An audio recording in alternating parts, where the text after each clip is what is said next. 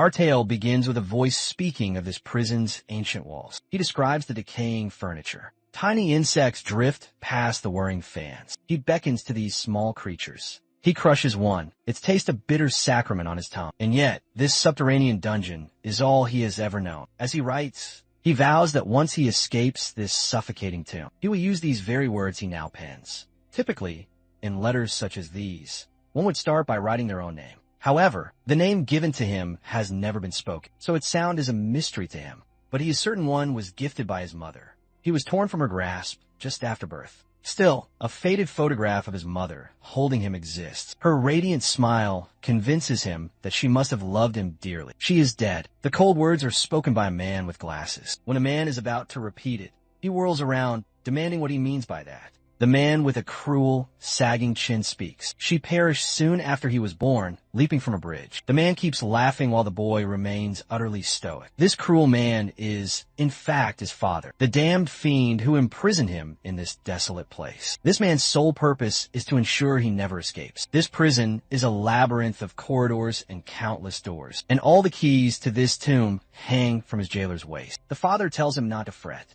that he will never glimpse the outside world. He asks if he's forgotten why his mother chose the bridge's edge. The boy offers only silence, and the man holds a biscuit, moving it toward his face, saying she was terrified of the world she knew, this very land. She understood an apocalypse was inevitable. The boy continues to glare at his father with defiance, who warns the reason he will never leave this place is because of his love. He refuses to watch his own son take his life. The boy spits back that it's a lie, an impossibility. She would rather die than endure this so-called apocalypse. He commands him to stop lying about this coming doom. The father says he can choose to believe it or not. He snatches the notebook and declares this letter he wrote will never see the sun. The boy screams for him to stop, but his father ignites it moments later over the trash bin. He sees that this man is unworthy of the name father. However, the man just smiles, saying he has no right to utter such things, since every action he has taken is for his son's sake. He laments the hour has come and orders him to follow. Walking through the cold corridors,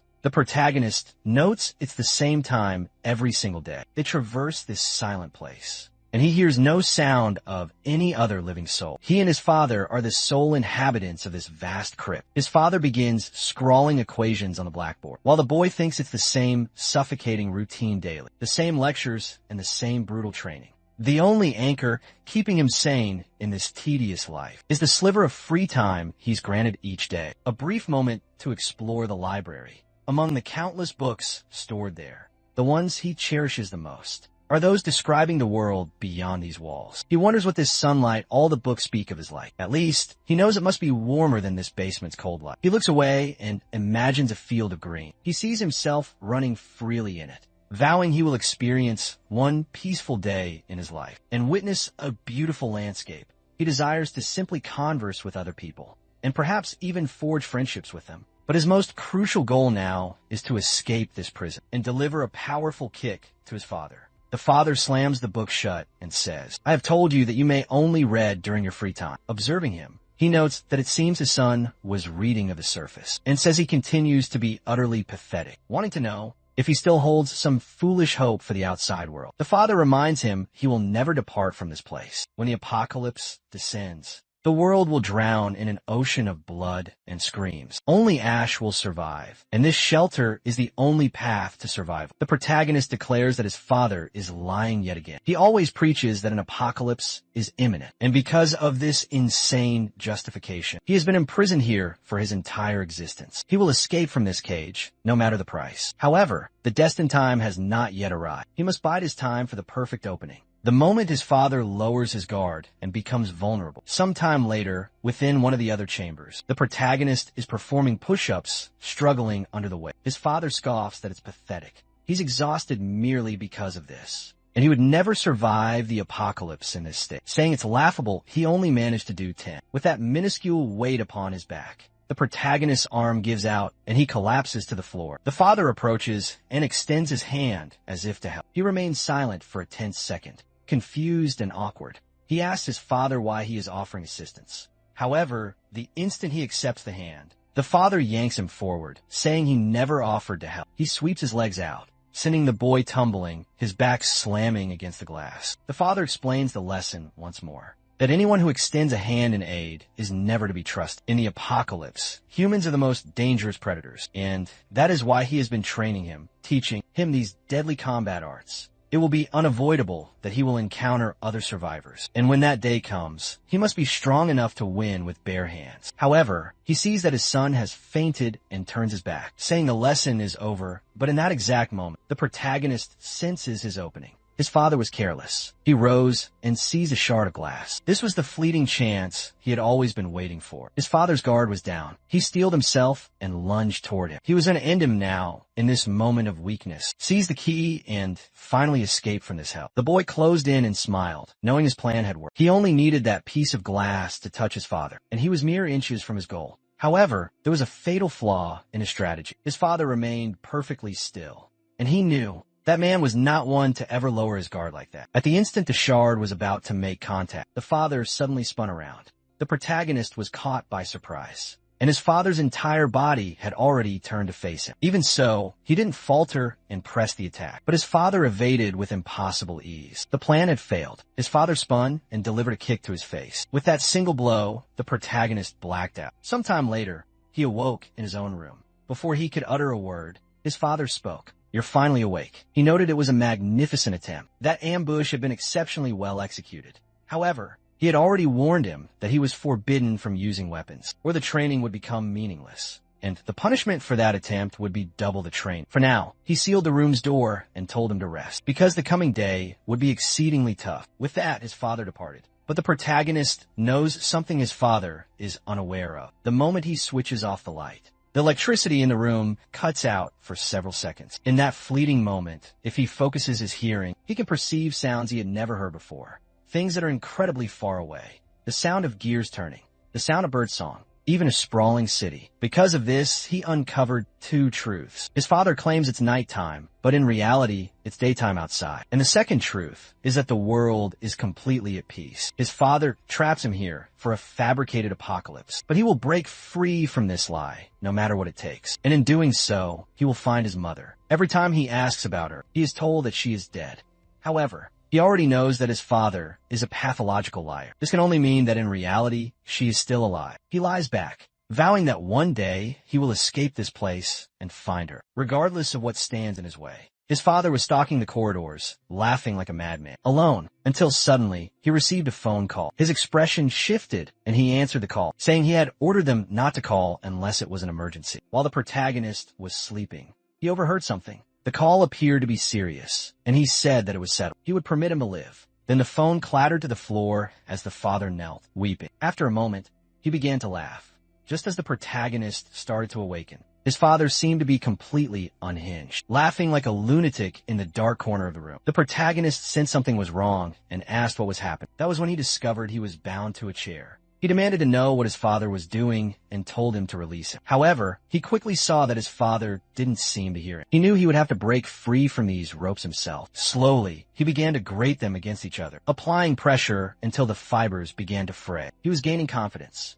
until his father appeared before him and commanded him to stop. The protagonist felt a strange chill, swallowed hard, and asked his father when they would begin. The supposed training session, that would be twice as hard. His father only stated that the plans had now changed, and they would not be doing any training today. In fact, they would not be doing anything from now on, and the boy would simply remain in that chair. The protagonist asked what he was talking about, reminding him that he was supposedly being trained for the apocalypse. His father said the training regimen was now concluded. The boy had no idea why his father's demeanor had shifted so much, and the worst part was he could not retaliate while he was bound. He began to despair. Would he truly be unable to see his mother? Angrily, he resumed straining against the ropes, and his father demanded to know what he thought he was doing. He ignored him and continued to apply immense pressure, and the ropes started to give way. His father approached, his jaw almost slack, and he began laughing in his face, seeming to have completely transformed. Suddenly, he felt a brutal impact against his face. The chair toppled, and his father hoisted him up again, warning him not to move another inch. The protagonist hesitated for a second and then resumed his struggle, taking another crushing blow to the chest and falling to the ground. Despite the futility of his actions,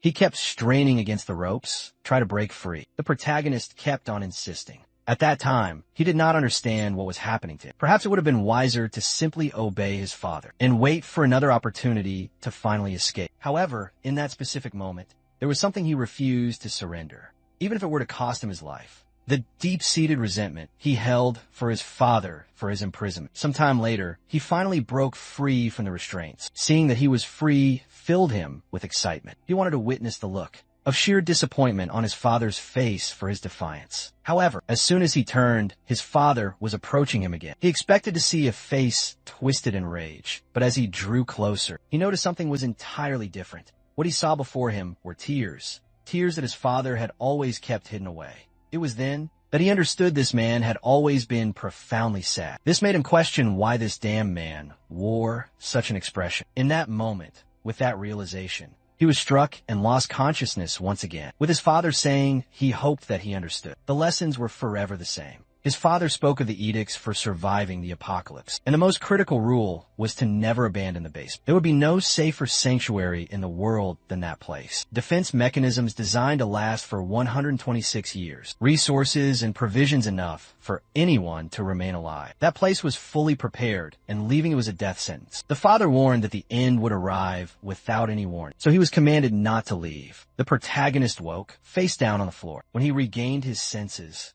his father had vanished, leaving him utterly alone. That had never occurred before. The only time he wasn't with his father was when he slept. However, recalling his father's weeping expression, he knew something significant was happening. He had grown used to the monotonous days in that prison, but that day was unlike any other day in his entire life. He knew instinctively that something was about to commence, as if his intuition could be heard aloud. The doors to every single room swung open at that moment. The boy did not waver for a single second. The instant the doors opened, he saw a chance for the very first time in his life. He burst through the doors and began rushing through the corridors. In a certain section, he knew that if his father had been there, he would have been intercepted. But this confirmed that his father was truly gone. All of the security barriers were deactivated. So he ran until he discovered the staircase. He knew that this was what he had been seeking and began his escape, praying that the light beyond the hatch was truly sunlight. As soon as he shoved the heavy hatch aside, he was blinded by a brilliant light. He climbed out of the hole and slowly got to his feet. He struggled to open his eyes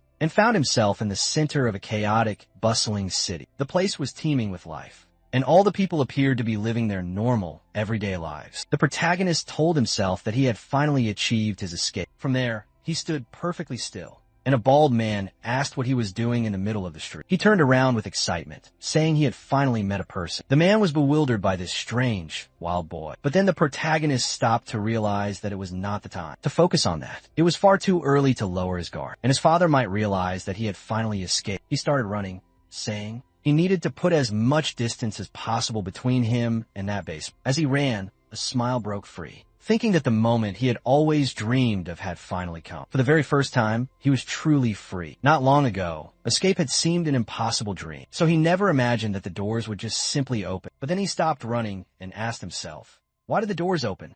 It was impossible for it to be a simple system error. His father was incredibly meticulous and would never make such a careless mistake. That's when a dark thought surfaced. What if the opening of the doors was completely intentional? He shook his head, saying no, something like that was an impossibility, especially since his father was the one who created the rule to never leave that forsaken place. He looked around, saw people conversing, school children laughing, and a little boy reaching for a balloon. He saw the excited child and his smiling family. The children were running, and he felt a surge of happiness, thinking that everything was going to be all right. The boy bumped into someone, and the balloon floated upwards, while the protagonist concluded that in the end, everything his father had told him was a complete lie. He saw now how peaceful the world outside was. This is what life beyond the basement was meant to be. Everyone here was living a serene life, just as he had dreamed. The balloon drifted toward the sun, while he thought that a looming apocalypse made absolutely no sense. The people were calm. Then everyone felt something shift, and he recalled his father's constant warning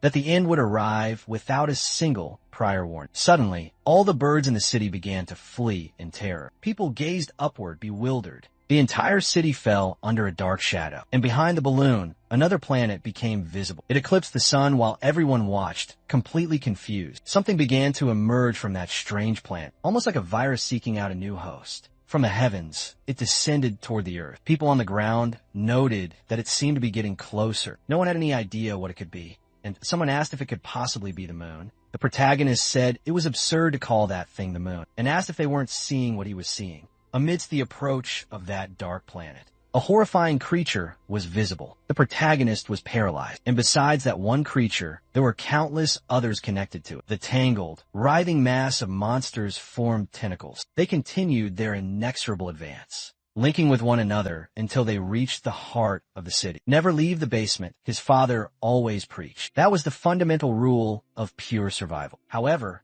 there was a single exception. If the location of that shelter was ever exposed to the enemy, the first creature bizarrely dove straight into that sewer entrance. The father had crossed out the very first rule, saying that in the face of overwhelming danger, it no longer held any meaning. The security system showed that the heavy doors would be sealed, as all the creatures swarmed through the corridors just outside. The populace did not comprehend what was happening. An infinite tangle of creatures finally reached the ground. It all happened so fast that no one even had time to react. In a single second, a blond man was seized and pulled upward by one of the creatures. Before he could even react, he found himself face to face with a monster's gaping maw. People just watched as the man's remains rained down before everyone. With that, they began screaming, and everyone tried to flee in chaos. A boy was walking by with headphones on while everyone rushed past him. He seemed confused and noticed something looming above him and was immediately crushed into oblivion. A muscular creature started hurling massive rocks at everyone, and another with a massive, clawed arm leaped into the panicked crowd, slicing through 3 people in a single deadly stroke. In that cursed place, no one could escape from any of the creatures. The protagonist stood there, unsure of what was happening. People screamed about calling the authorities, but he couldn't even react.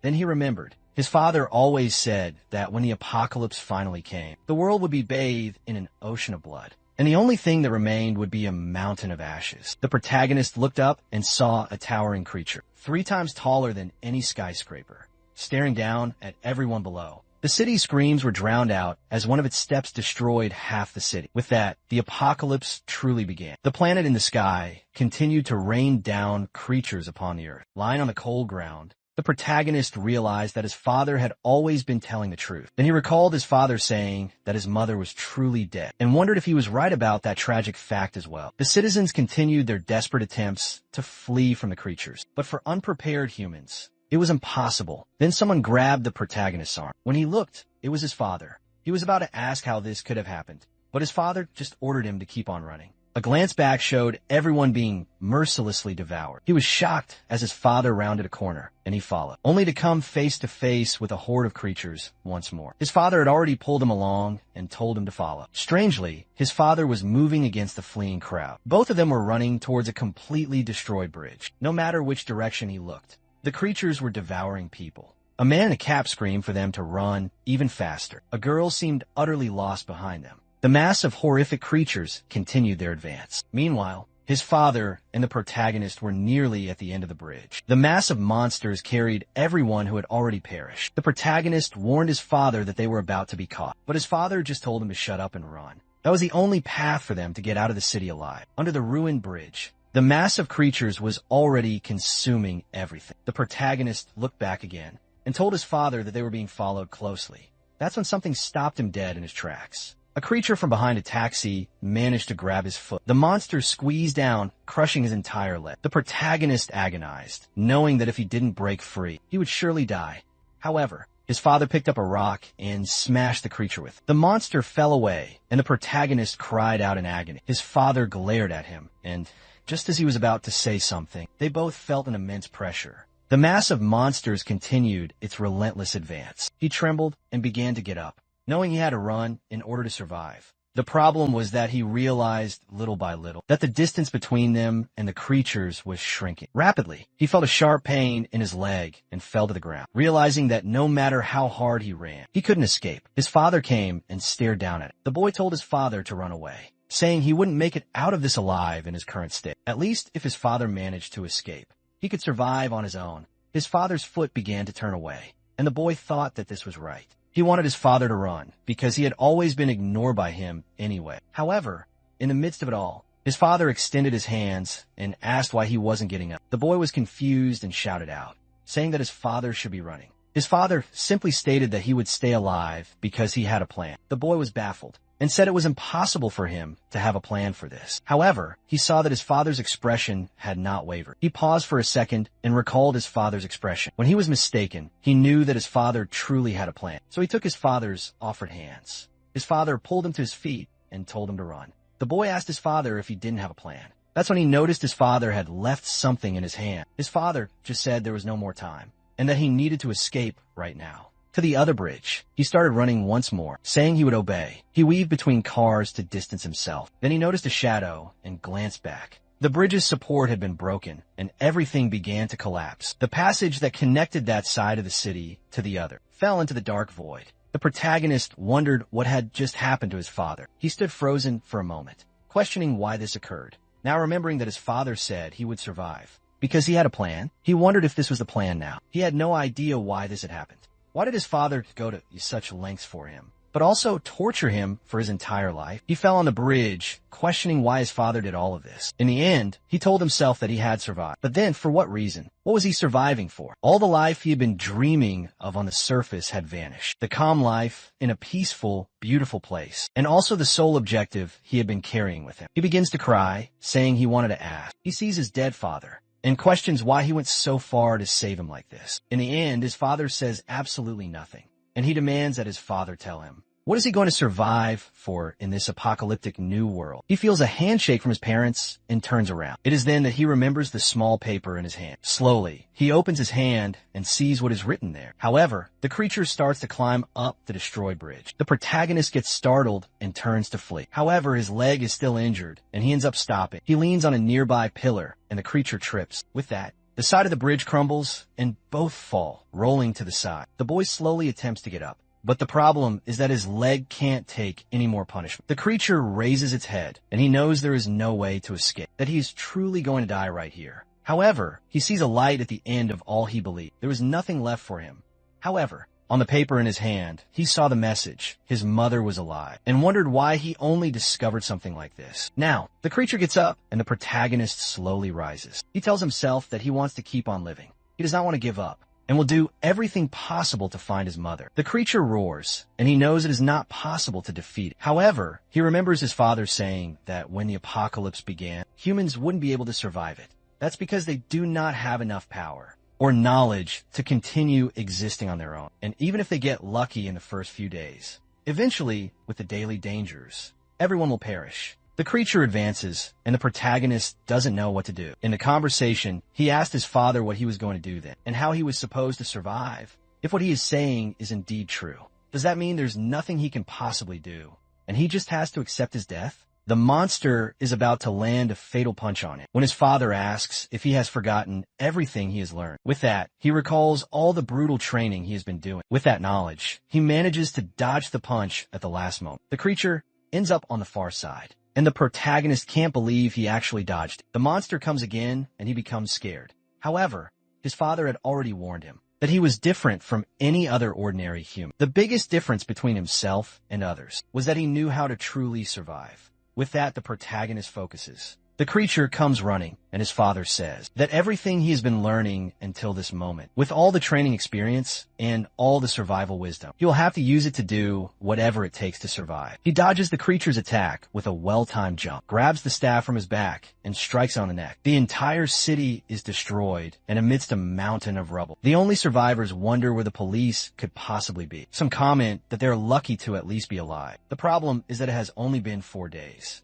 and they're already running desperately low on supplies. A girl tells the guy next to her that if they keep waiting, the police will surely show up soon. Until a guy comes and says she is making everyone uncomfortable. She apologizes and says she is not talking that loudly. The guy puts his hand on his face, saying it's not about that. She's talking to her long-dead husband. He then says to let it go because he's about to lose his own mind. A girl then calls out for him, and they talk about having searched for food in a specific region and finding absolutely nothing. The guy says that even so, they will have to find something if they wish to remain alive. She then says there's a place she has not looked at yet and asks no one to give up hope.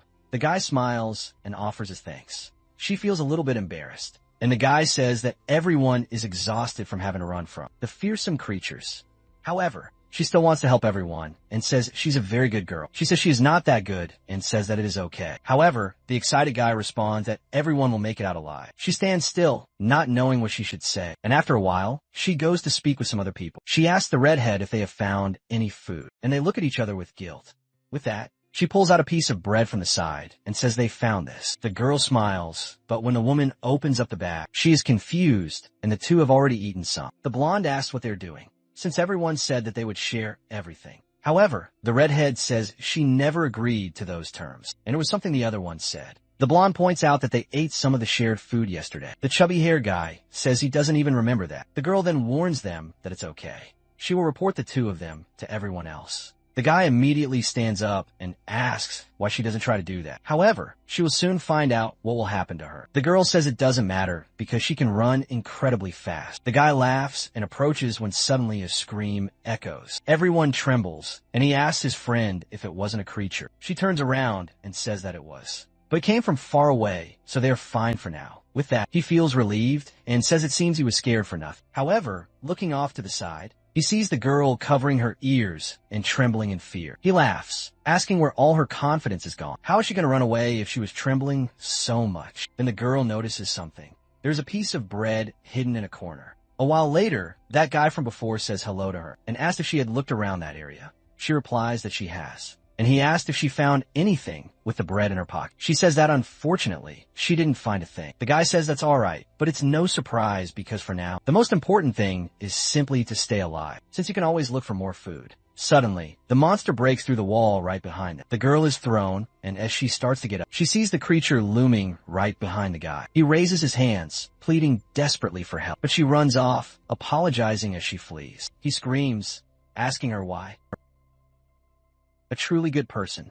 With that, the cowardly pair also bolts, the man screaming not to look back. Glancing forward, he spots the girl and another creature. The redhead sneers that when the girl gets devoured, they must use that chance to slip past. While thinking she was a complete fool for facing the beast, the monster raises its arm and brings it down upon her. In that instant, the girl senses the danger and leaps, evading the deadly attacks. They slip while dodging, and she manages to reach the other side. They can only watch as she gains more distance. While a monster closes in from behind them, they scream, and a moment later, the girl collapses onto the ground, wondering if she has finally reached safety. That's when she spots something right beside her. The protagonist is there, impossibly asleep on his feet. She strikes him, and he topples over immediately, continuing to snore. In that instant, she confirms that he is still alive. But on the other side of the pillar, a grotesque creature is drawing near. She wonders if the beast has detected them. As the creature shuffles slowly past, she sees the protagonist is exposed and yanks him by his shirt. The monster passes by while he remains completely asleep. Once the monster has gone, she finally relaxes, finally having survived. Then she sees he is staring at her. She recoils, and he leaps to the other side, demanding to know who she is and what she was trying to do. The girl is slightly taken aback, and the protagonist recalls his father's words, that he should never place his trust in anyone. The only path to survival was by keeping others far away. The girl explains that she only struck him, so the monster would not see him. However, he keeps remembering his father saying not to trust anyone, or he would be used and then killed. Now he is sure that if his father was right, he won't survive by getting close to other people. Then he asks how he could possibly believe her right now. His stomach roars, and he collapses from pure hunger. The last time he ate was 5 days ago in the basement. He's already reached his absolute limit, and even with his long rests, he now has no energy remaining. The girl says she has nothing for him to eat. He is baffled and asks what she is talking about, since he didn't even ask. She says he just looked hungry, so she made an assumption. However, when she goes to apologize, the bread tumbles from her pocket. The moment he sees it, he asks what it is. She is unsure of how she should respond, and the protagonist has no idea what that object is. Strangely, his hunger seems to grow when he looks at it. He asks if it is food, and she says no. He then remarks that he must have been mistaken, and she retorts that it's absurd to think it's food. The girl thinks she has met the biggest fool of all, who cannot even identify sustenance. Unfortunately for her, the protagonist doesn't trust humans. She is confused, and he says he will never be deceived by a human's lies. She realizes she's dealing with a bigger idiot than she imagined. The protagonist is certain from her reaction that it is food, and he must have it. If she refuses to cooperate, then he will just take it by force. However, she simply offers him a piece, saying she will not give him more than half. The protagonist is completely confused, wondering why she is sharing with him. That only reduces her chances of survival. She says he will have to repay her 4 times over. The boy realizes that these were her true motives. Humans are truly treacherous creatures. He gets to his feet, and she asks where he is going. He says now that he has eaten, he is moving on, human. She chases after him, asking where he thinks he's going in this world, and says she knows this area well because she grew up here. The protagonist turns and asks if she truly knows this place. She says yes, so he asks if she knows where the subway is. Later, hiding within the city, she wonders why she's following this absolute idiot. If she had known he was like this, she never would have shared her bread with him. However, she recalls asking why he wanted to find the subway. He said it was a safe place, and she questioned his reasoning. He said it had resources they would need to survive. And most critically, it was hard for monsters to sense humans deep underground. The girl thinks he's bizarre, but he speaks as if he knows something. Not to mention this crazy person didn't even know what bread was. Then she realizes that they have arrived, but says she was certain it was right around here. The protagonist tells her to stop her lying, as he knows that subways are always underground.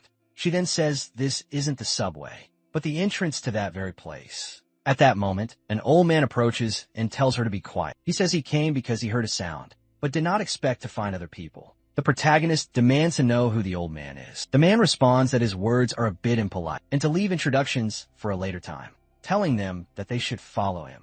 The blonde asks to where, and he asks if it isn't what they are looking for. After walking through some wreckage, he says they've arrived. The protagonist sees the subway is busy. The blonde says there are so many people there, and she never expected everyone to have the same idea. The old man comments that he can't forget that moment when the creatures were swarming everywhere. He began running and found this place purely by luck. He says he walked on the surface a few times for medicine, but the two of them are the first people he has ever met. The protagonist observes everyone carefully. His plan was to create a base of operations there, but there are far more people here than he anticipated. He can see all kinds of different people there. Those who were lost and had drowned in their despair. Those who reveal their truly cruel side. And the strangest of them all, one who stands still with no discernible intention. He knows that the more humans there are, the more risk factors begin to exist. However, none of the people he saw in the subway seemed to pose a threat. He could instinctively identify who is truly dangerous, just like the monsters on the surface and his own father. But none of the people here give him any sense of danger. Maybe he should stay here for a while, since no one can hurt him. The man clears his throat and finally introduces himself. His name is Kwang Byun, and he happens to be a doctor. He was searching for medication, and that is how he found them. He waits for them to introduce themselves in turn, but the protagonist says absolutely nothing. The girl then says that she will introduce herself, and says that her name is Haru. The man notes that from her school uniform, she appears to be from the elementary school, known as Virtual. She says yes, and asks if he knew of it. The old man says that he did, because the hospital was located near the mall right next to it. Haru seems confused about not recalling a hospital there. He asks the same question of the protagonist, but noticing his strange clothes, says he spoke something foolish and then asks for his name. The protagonist pauses to think and says he doesn't have a name. The old man is completely baffled, and the protagonist says he was never actually given a name. The old man becomes pensive and then says that when he feels a bit more comfortable, he can share it.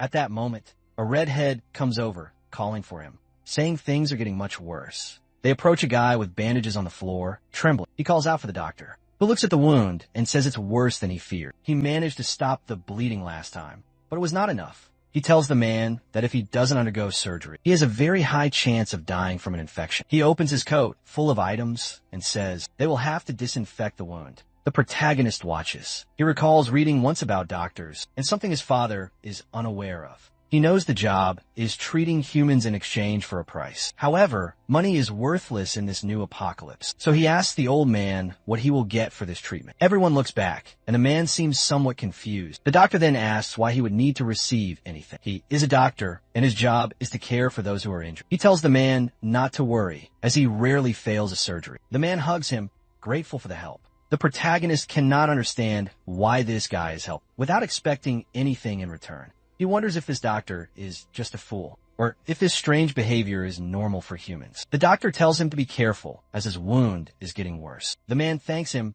but then he notices something. The guy is actually a veterinarian. The doctor begins the procedure while the man is still in shock. The boy asks him to make a small knot, but the doctor says it is not possible, as things could get worse if the man moves during the surgery. The man screams that he is a veterinarian and asks if he really knows how to perform surgery on a human. The old man, smiling, says that he does, because humans are also animals. The man starts to shout, saying he does not want this surgery anymore. The doctor then asks for some anesthetics, but the red-haired girl says they do not have any. He says he found one, grabs a block, and hits the guy on the head. With that, the protagonist is certain that humans are dangerous. A while later, he's in the corner, saying he has finally found some silence. The best option was to leave that place instead of watching that scene. Leaning against the wall, he wonders what he will do from now on. The only thing he has is a photo his father gave to him, and a message saying his mother is somehow alive. Now he has no route, since there are no clues on where to go next. However, whenever he looks at this photo, he feels a strange, unsettling sensation. The plants in the background have odd shapes,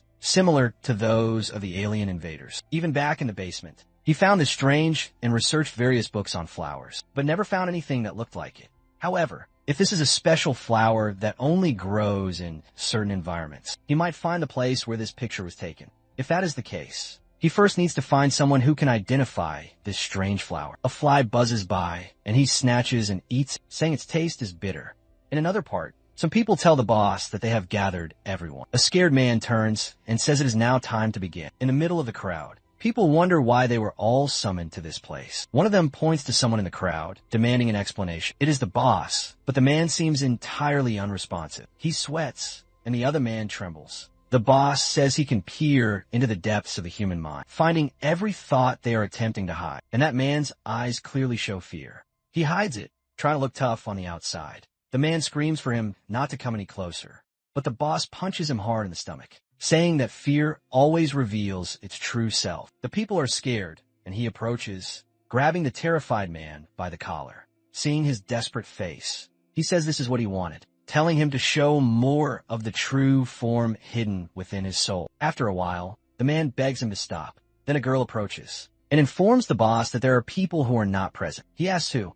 She says it's an old man, a boy, a little girl, and another who is injured. The boss says he ordered everyone to be gathered and asks, what happened? She explains that it is the Mohawk guy's zone, and he never listens to anyone's orders. The boss says he doesn't like being controlled, but will go there to resolve the issue.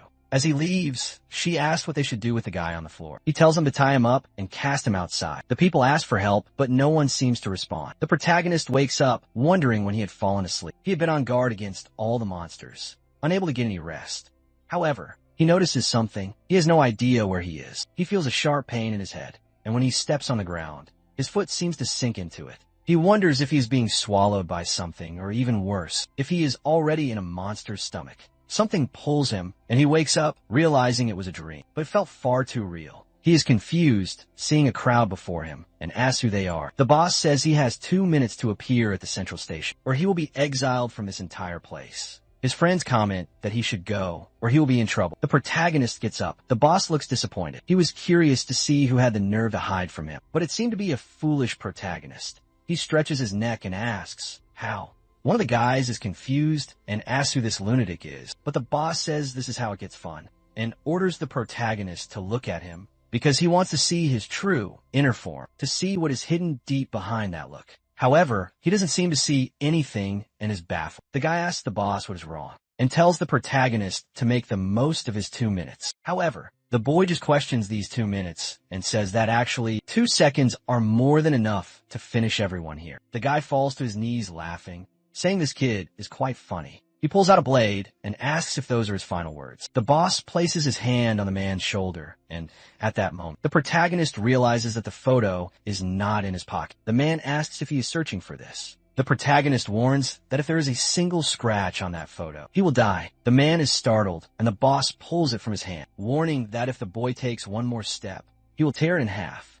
Later, the protagonist is being brutally kicked. The man asks where his confidence is gone. The protagonist is hating himself for letting the most important thing vanish while he was asleep. It seems humans are indeed more dangerous than he had imagined. The man asks the boss if the boy will be exiled. The boss responds, no. When he looked into the young boy's eyes, he was different from all the rest. His soul was so deep that he couldn't see anything. He warns that they will keep a close eye on the boy and always keep that photo under strict supervision. However, he tells his henchmen never to forget, to always keep it in their hand. Confused, the man asks the boss if they really have to do all this because of this one kid. The boss just says it is an order, and the man says that he understands. Thinking back to the moment the boy stood up, he was somewhat afraid, but now it doesn't matter. He turns to the boy and asks where his smile is. At that moment, Haru appears. She asks what they're doing, and the boss says they found another. Embarrassed, she asks if they were searching for her. The boss just tells her to go to the central station. As he leaves, a man says he hopes to see the protagonist again, and that he will take good care of the photo. Everyone leaves, and Haru approaches the boy. She asks if he is okay, but he slaps her hand away. She asks why he did that, and says she was only trying to help. He tells her he doesn't want her help, and orders the human to get out of his way. She says her name is not human. It is Haru, and tells him that he should get it right. He just walks right past, and asks if he needs to remember something so insignificant. Later, they are side by side with Huang, who asks if there's any kind of problem. Haru says no. It is just that she tried to talk to someone who doesn't even know how to properly communicate. The protagonist thinks he would never hold a human's hand. He remembers clearly that his father warned him that when someone extends their hand to you,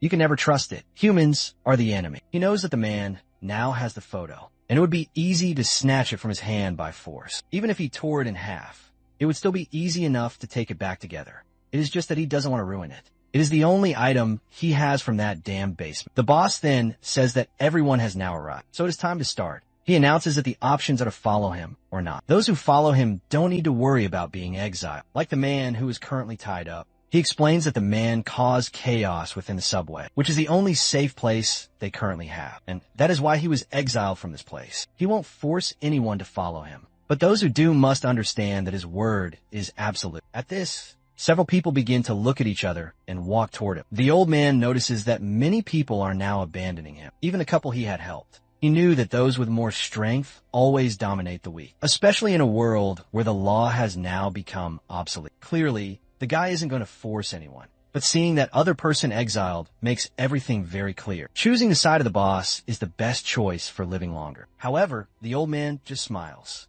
saying that he has lived for a very long time. So being unpredictable once in a while is not such a bad thing. He knows that on the boss's side, he might not be able to help patients when they truly need it. So he will remain here, even if he is completely alone. But the little girl is right beside him. He asks if she is truly going to stay with him, warning that it's much better for her to go to the other side than stay with just the two of them. But the girl points out that they are not alone there. There's the protagonist, the hooded guy, and a poor girl sleeping. Soon they will all be captured and then tortured. Another black-haired girl says they will probably just starve to death or become monster food. She starts screaming in desperation while the old man watches. Then another little girl bumps into him. A man tells her to be careful and apologizes to the old man. He says it's okay and tells her to listen to her father more. But the girl says something that he does not understand. And we get a bit closer. She headbutts him, saying that man is not her father. He is somewhere else, looking for her. The man with glasses explains that she is not his child. He just found her while he was running away, until he is able to find her parents.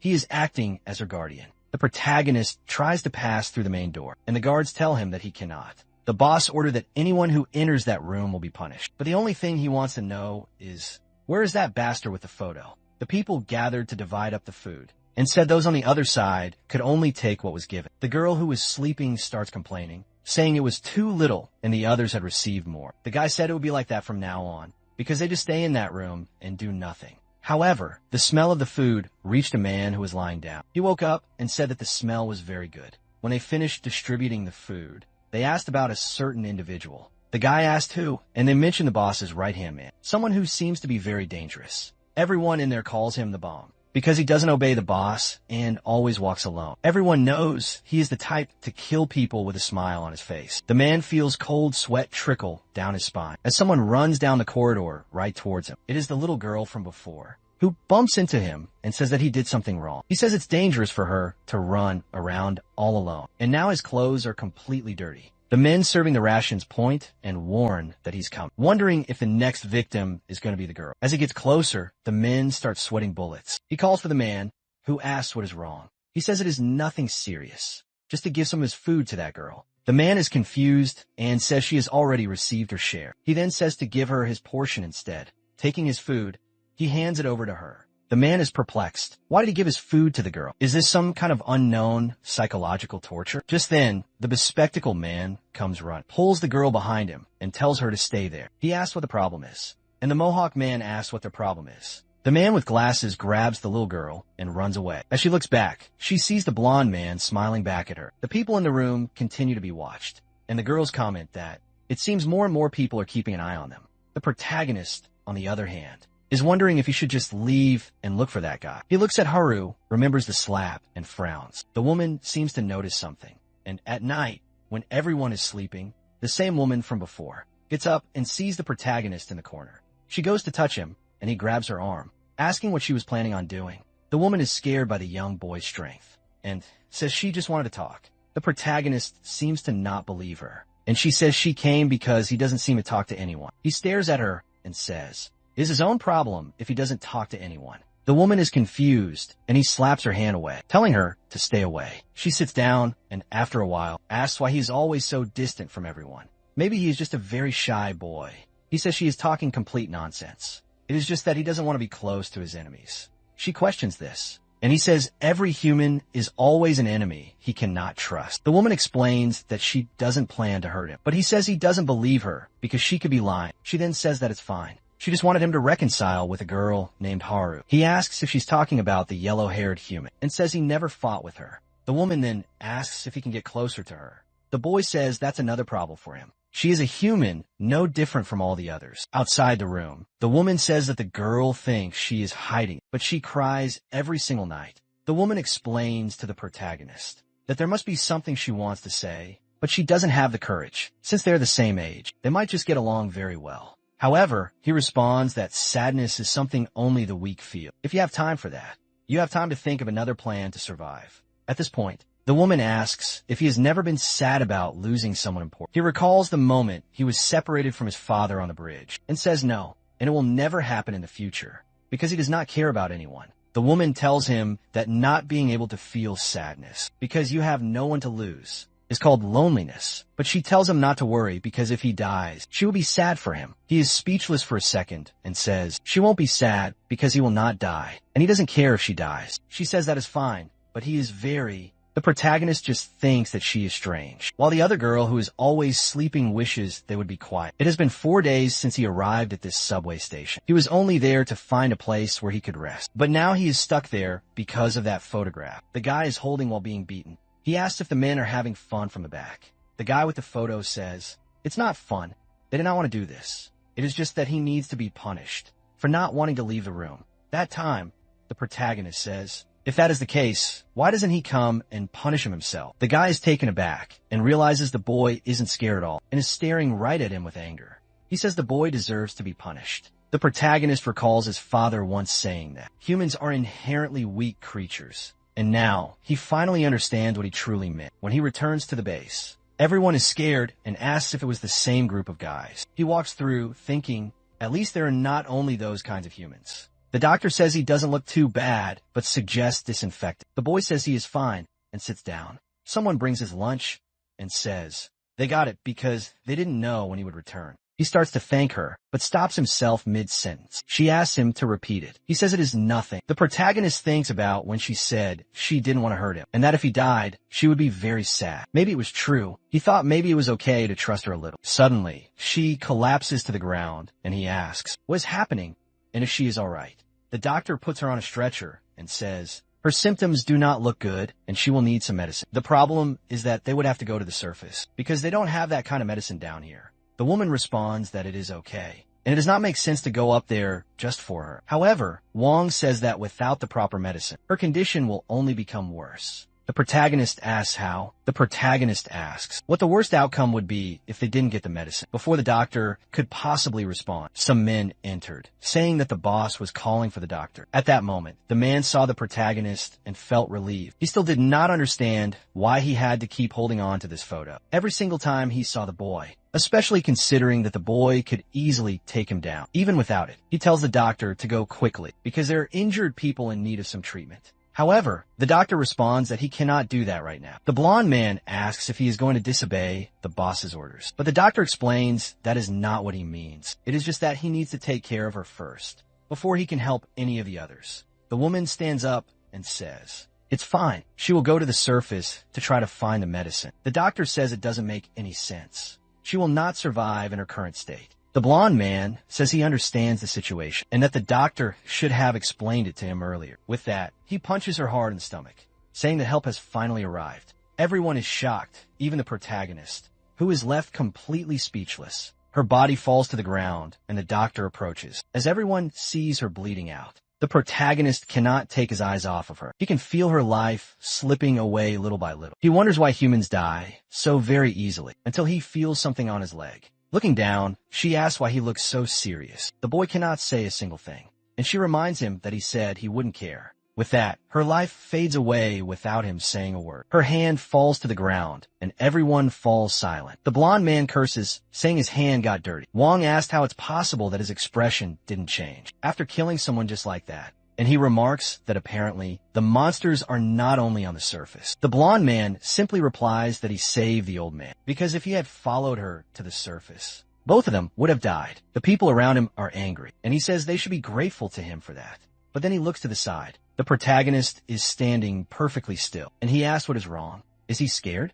Where did all of that courage go? But in that instant, the protagonist realizes the photo is not in his hand. The man looks back and says, it seems he dropped it when he grabbed his knife. The boy readies himself, and as the blonde thug turns to ask what he is going to do, he sees the boy's stance and sneers. Are you actually going to try? Instinctively, the thug blinks. In that instant, the protagonist finds his opening. The man is about to ask if he's going to do something when the boy is already in his face, saying yes. From the thug's perspective, nothing made any sense. He saw the boy, and in the moment he blinked and opened his eyes, he had been struck and the knife had fallen. The two men beside him had not even reacted, and his body was still hanging in the air. The protagonist grabbed him by the collar and struck him once again, sending him spinning across the entire room. Before he even hit the wall, the protagonist advanced again. As soon as the man's head touched the wall, the boy grabbed him by the collar, and the knife fell into his hand. Now everyone understood what had just happened, and the boy already had the man completely immobilized. He stared at the guy who had not reacted for even an instant. This made him angry, seeing how truly weak this guy was. When he attacked, the man could not react, not even when the punch was about to connect with him.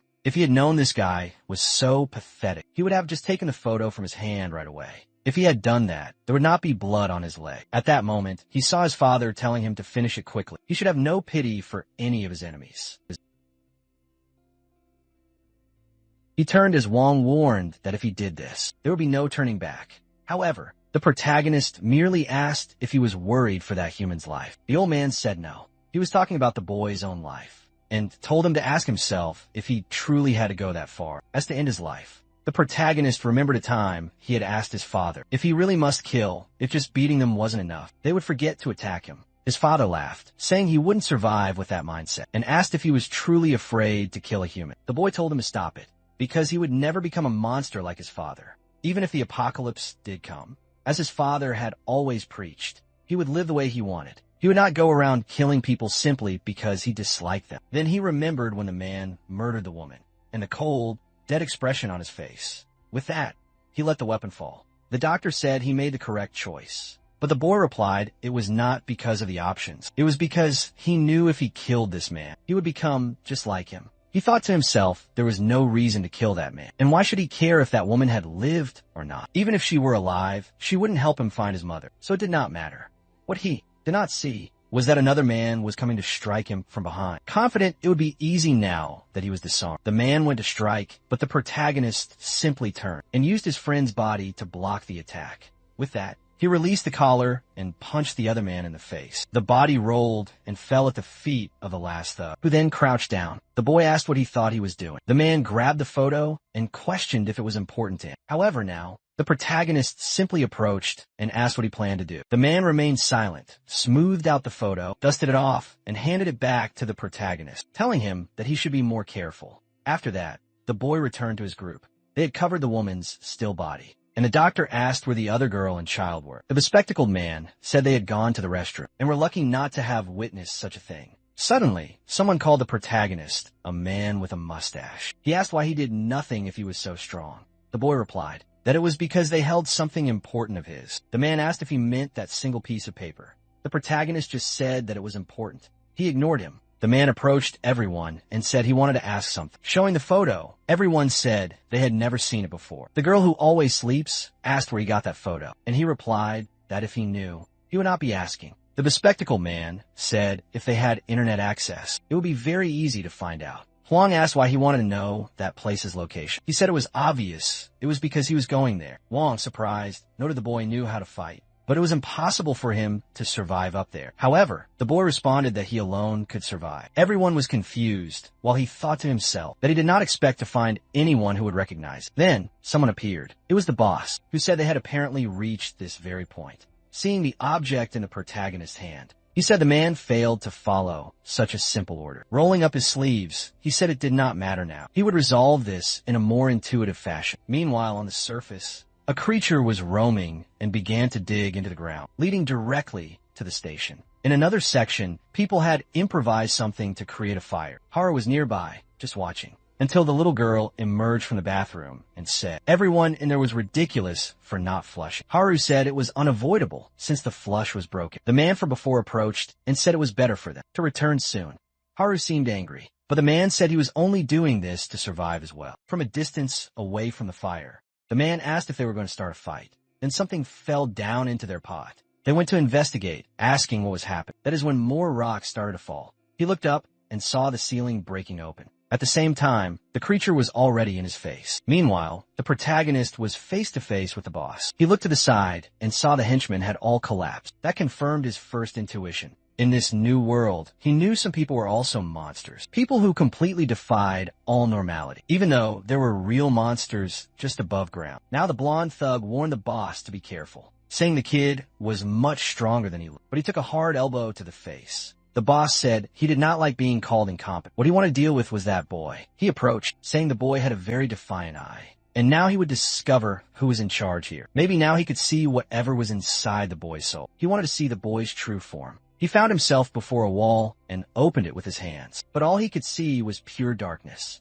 That's when he realized he was mistaken. It was not he who was looking at the boy, but the opposite, seeing himself about to be devoured. The boss screamed and fell backwards. The others asked what had happened to him, and the protagonist just stood there, staring at everyone. The boss was certain he had almost been killed. The people in the room could not understand, and the girl behind the boss was questioning why he was acting in that way, in front of mere child. Then they heard a scream. A man appeared at the door, begging for help, saying that he could not see. They saw he was covered in blood and asked what happened. The man said he had a strange headache for a while, and now something was emerging from his head. One of them asked if that was a monster. The man said there was something in his head that did not want to come out. Suddenly, he twisted and then stood up once again. The people stood frozen, just watching. Something came out of his eye and shot across the room. The boss immediately yelled that it was a monster and punched him hard in the face, throwing him to the other side. The man was about to get up when the boss grabbed a tool and cut the creature. It fell next to the body, and he finished it off. The people relaxed, saying that now it had stopped moving. The boss had killed it. The boss was wondering where that monster had come from. The people finally relaxed, saying they thought they were going to die just now. But something was wrong. They were celebrating being saved by the boss. But the protagonist had noticed something. His expression changed, and the boss turned around. At that moment, a creature appeared, and the door was slammed shut. No one could move, and the monster rose up. Perhaps it was because they had spent too long underground. Everyone there had already forgotten, or rather, they were trying to forget, the terrible memories of what they would have to face. At that moment, people dropped their bats. They turned around and started running desperately. However, the boss asked how long they would just keep running, and if they would repeat this same pattern forever. Pointing his axe, he said that this was only one monster, and it was different than before. Together, they could defeat it. Maybe it was because they had just seen one of the monsters get killed. Or maybe the boss's words had truly motivated them. Everyone started to feel more confident, saying that maybe they really could do this after all. If they left this place, they would have nowhere else to run. They picked up their bats once again and said they were going to kill that monster.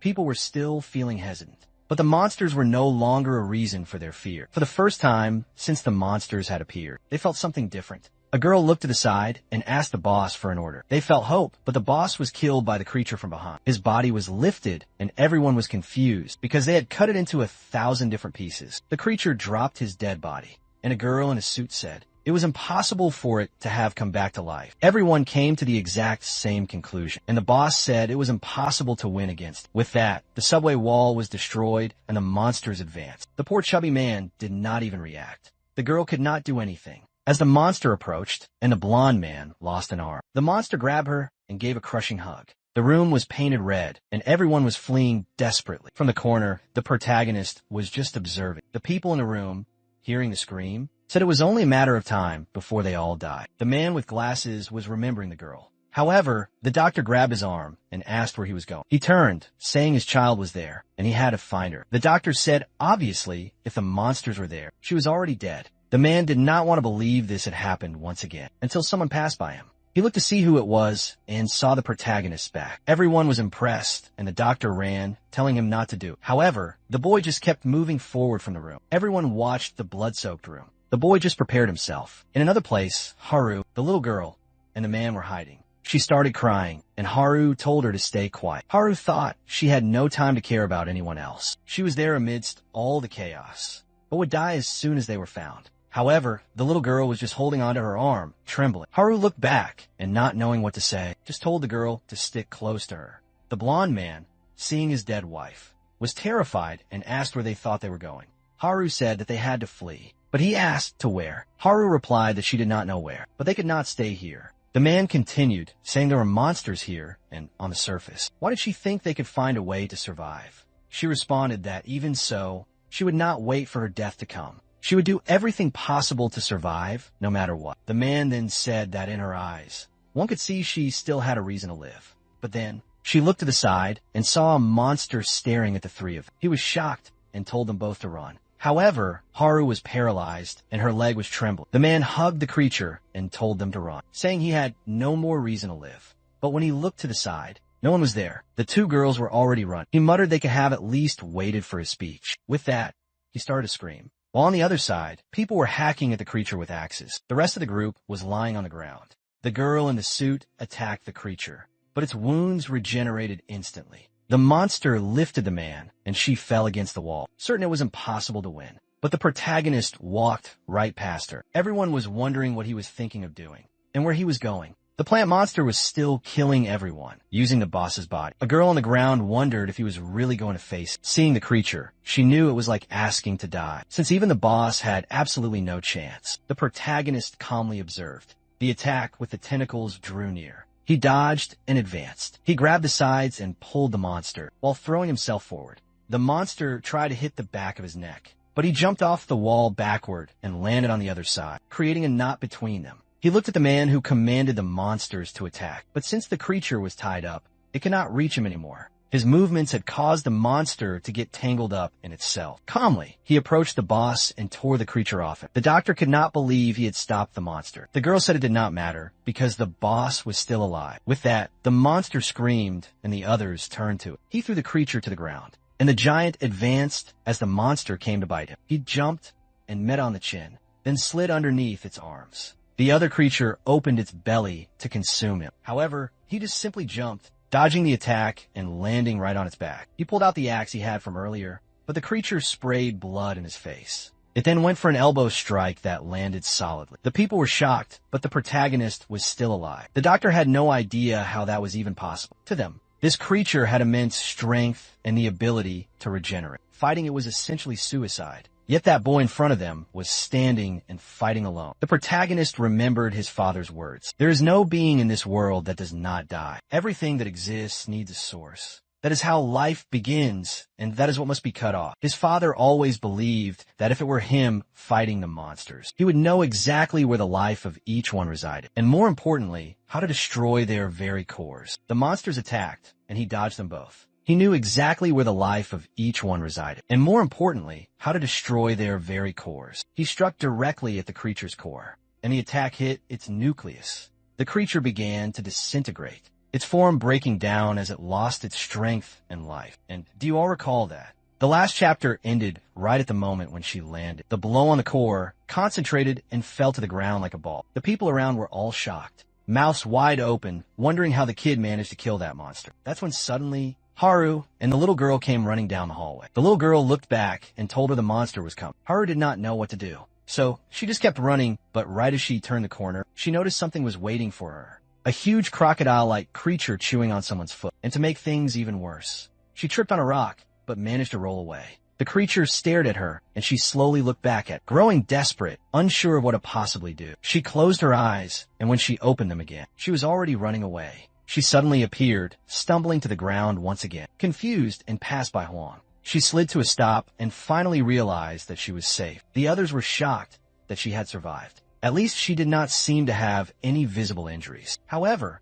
as soon as she relaxed for a second, the guy with glasses asked her something. He wanted to know where the child who had left with her was. It was only then that Haru realized she had let go of the little girl's hand. They heard a scream, and when they looked back, the girl was standing there with the creature on her back, calling out to Haru and asking where she was. The man tried to run to save her, but another creature was already coming from behind. As the monster drew near, he rushed forward. Haru blamed herself for abandoning the girl. When the monster was about to touch the child's head, a guy with a mohawk yelled and struck the creature on the back. Everyone was in shock as he grabbed the little girl and leaped to the side. He stood up and asked where that monster thought it was looking. He taunted it to come closer, saying it was about to lose an eye. But strangely, the creature changed its direction. The guy wondered if the beast was scared of him. Someone else was approaching, and Wang said that was probably not the case, but he should not assume, since he was not seeing what was happening there. The protagonist was already fighting the monster, and Wang mentioned that the reason they were safe was all thanks to that person. Once again, he finished off another one of the creatures, making it 2 in total. The problem was that as soon as he looked to the side, another one appeared and almost landed a punch on him. He managed to dodge and realized at that moment 2 more creatures had shown up. The initial plan was to deal with one monster and find a safe place. However, the number of creatures he was facing kept increasing, and unlike the earlier monsters, these did not seem to have a blind spot. If he missed an attack, even by a centimeter, it could be fatal. Not to mention, if he took too long, more creatures might appear. The issue was that he would eventually get tired, which would only decrease his chances of survival. That's when he had an idea. He wondered why he didn't just run away. Escaping from these creatures would be much easier than fighting them. He could probably find a base to hide relatively easily, but he knew that if he was not there, the humans in that place would all die. Still, what do they have to do with him? There was no reason for him to be fighting for these people. After all, humans were the enemy. Then he remembered the woman who had died.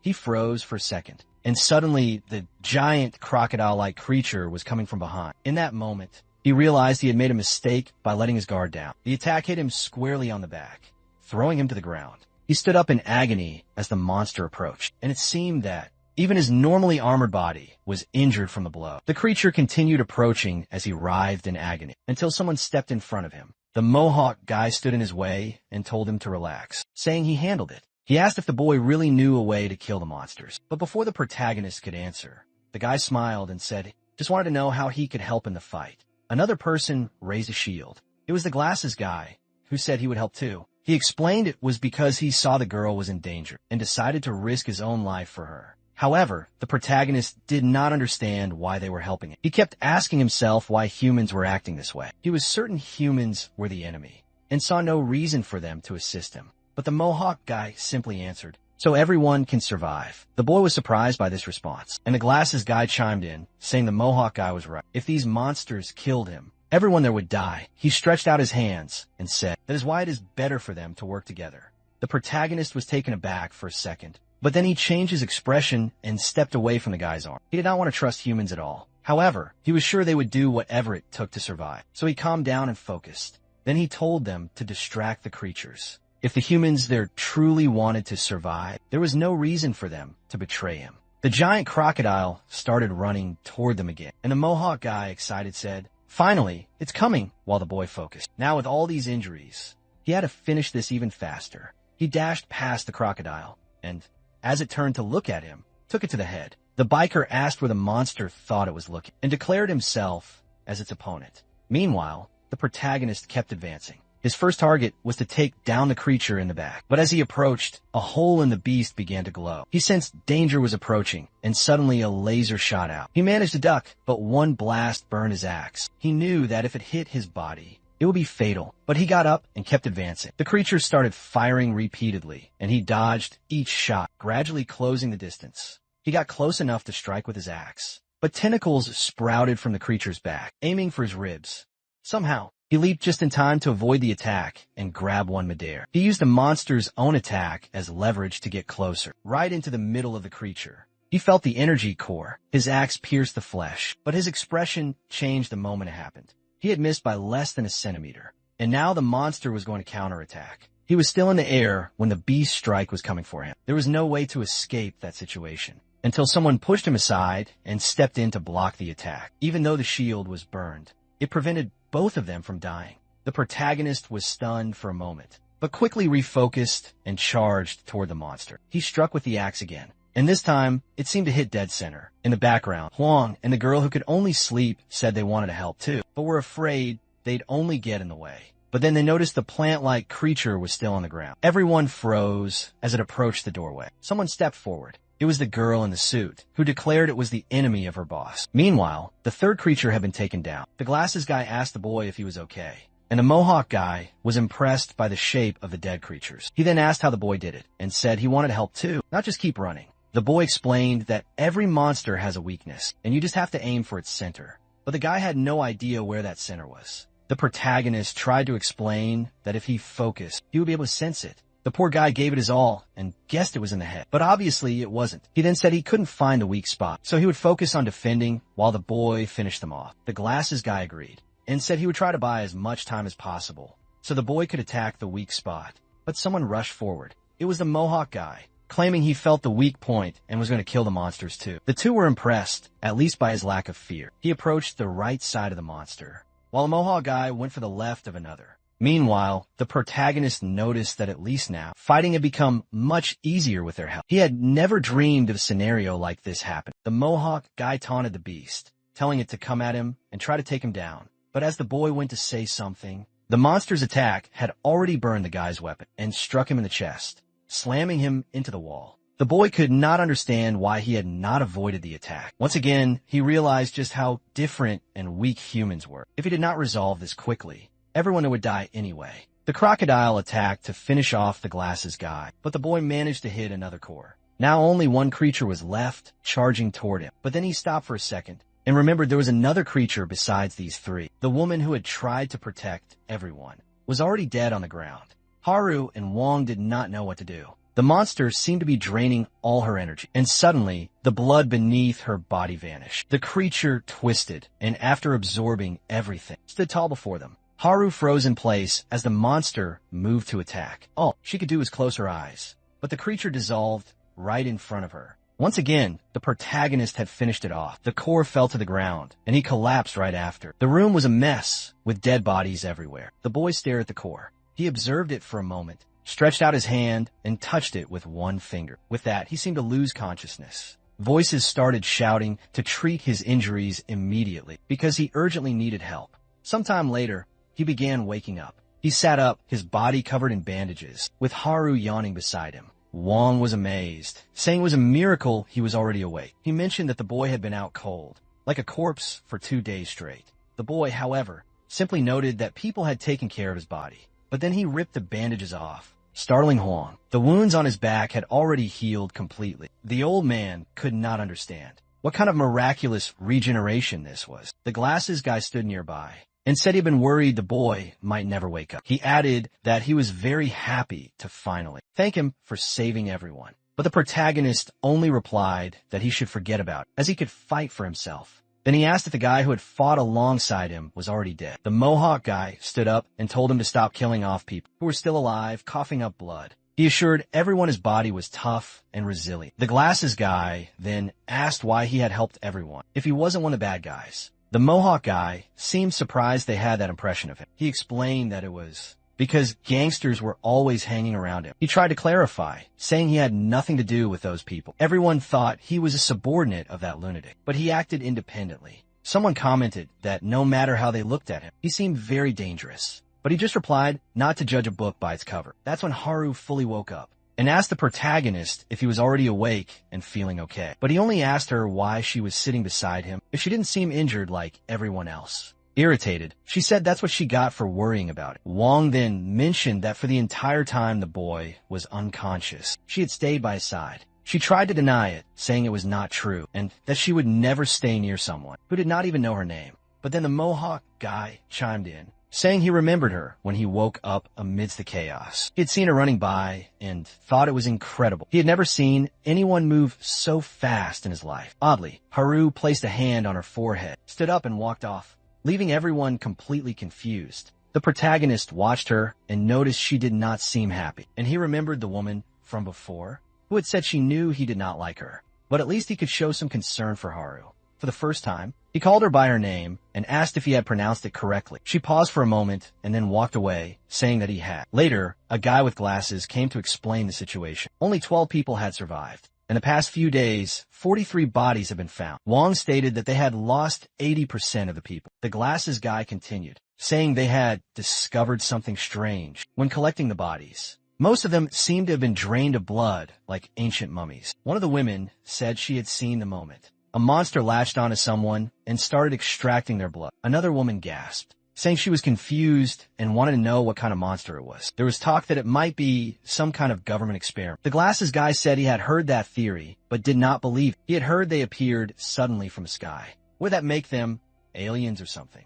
A man with a mustache interrupted, saying there was something more important to discuss. What was the identity of the boy? Everyone turned to look at him, and the man said he had seen what the boy did and how he already knew the method to kill each of those monsters. The protagonist simply replied that he had spent his whole life preparing for the apocalypse. He showed them the photo, saying it was the only thing that had brought him to this point. A woman with her arms crossed said that, to be honest, the photo was not enough to trust him. After all, it could easily have been forged, not to mention how strange it was that he claimed to have spent his life training in a basement. And the most confusing part, how he already knew the apocalypse was coming. As the boy expected, no one believed him. Then the woman said there was one exception. She remembered everything he had done to kill the creatures, and said that after everything he had done for the people there, everyone would believe what he said. He stood there a bit confused when the woman tried to punch him. He dodged easily, and she apologized, saying she was just testing to see if he was really trained. Huang said he believed in the boy too, because when he started taking care of him, his body was completely covered in scars. This made him think that for someone his age, it did not make sense. In fact, for any ordinary person, it wouldn't make sense to have so many scars. He revealed these were marks he had earned during his desperate escape from the abyss. She paused, her voice hushed, and said, "That journey must have been hell for you." But his simple reply was a firm no. These scars were proof of the battles he'd won. He didn't see them as symbols of dark times. Suddenly, a voice roared out, refusing to believe him. It was the mustached man, filled with suspicion. He demanded to know why he knew of the apocalypse, yet failed to warn anyone. If they had all known, they could have been ready.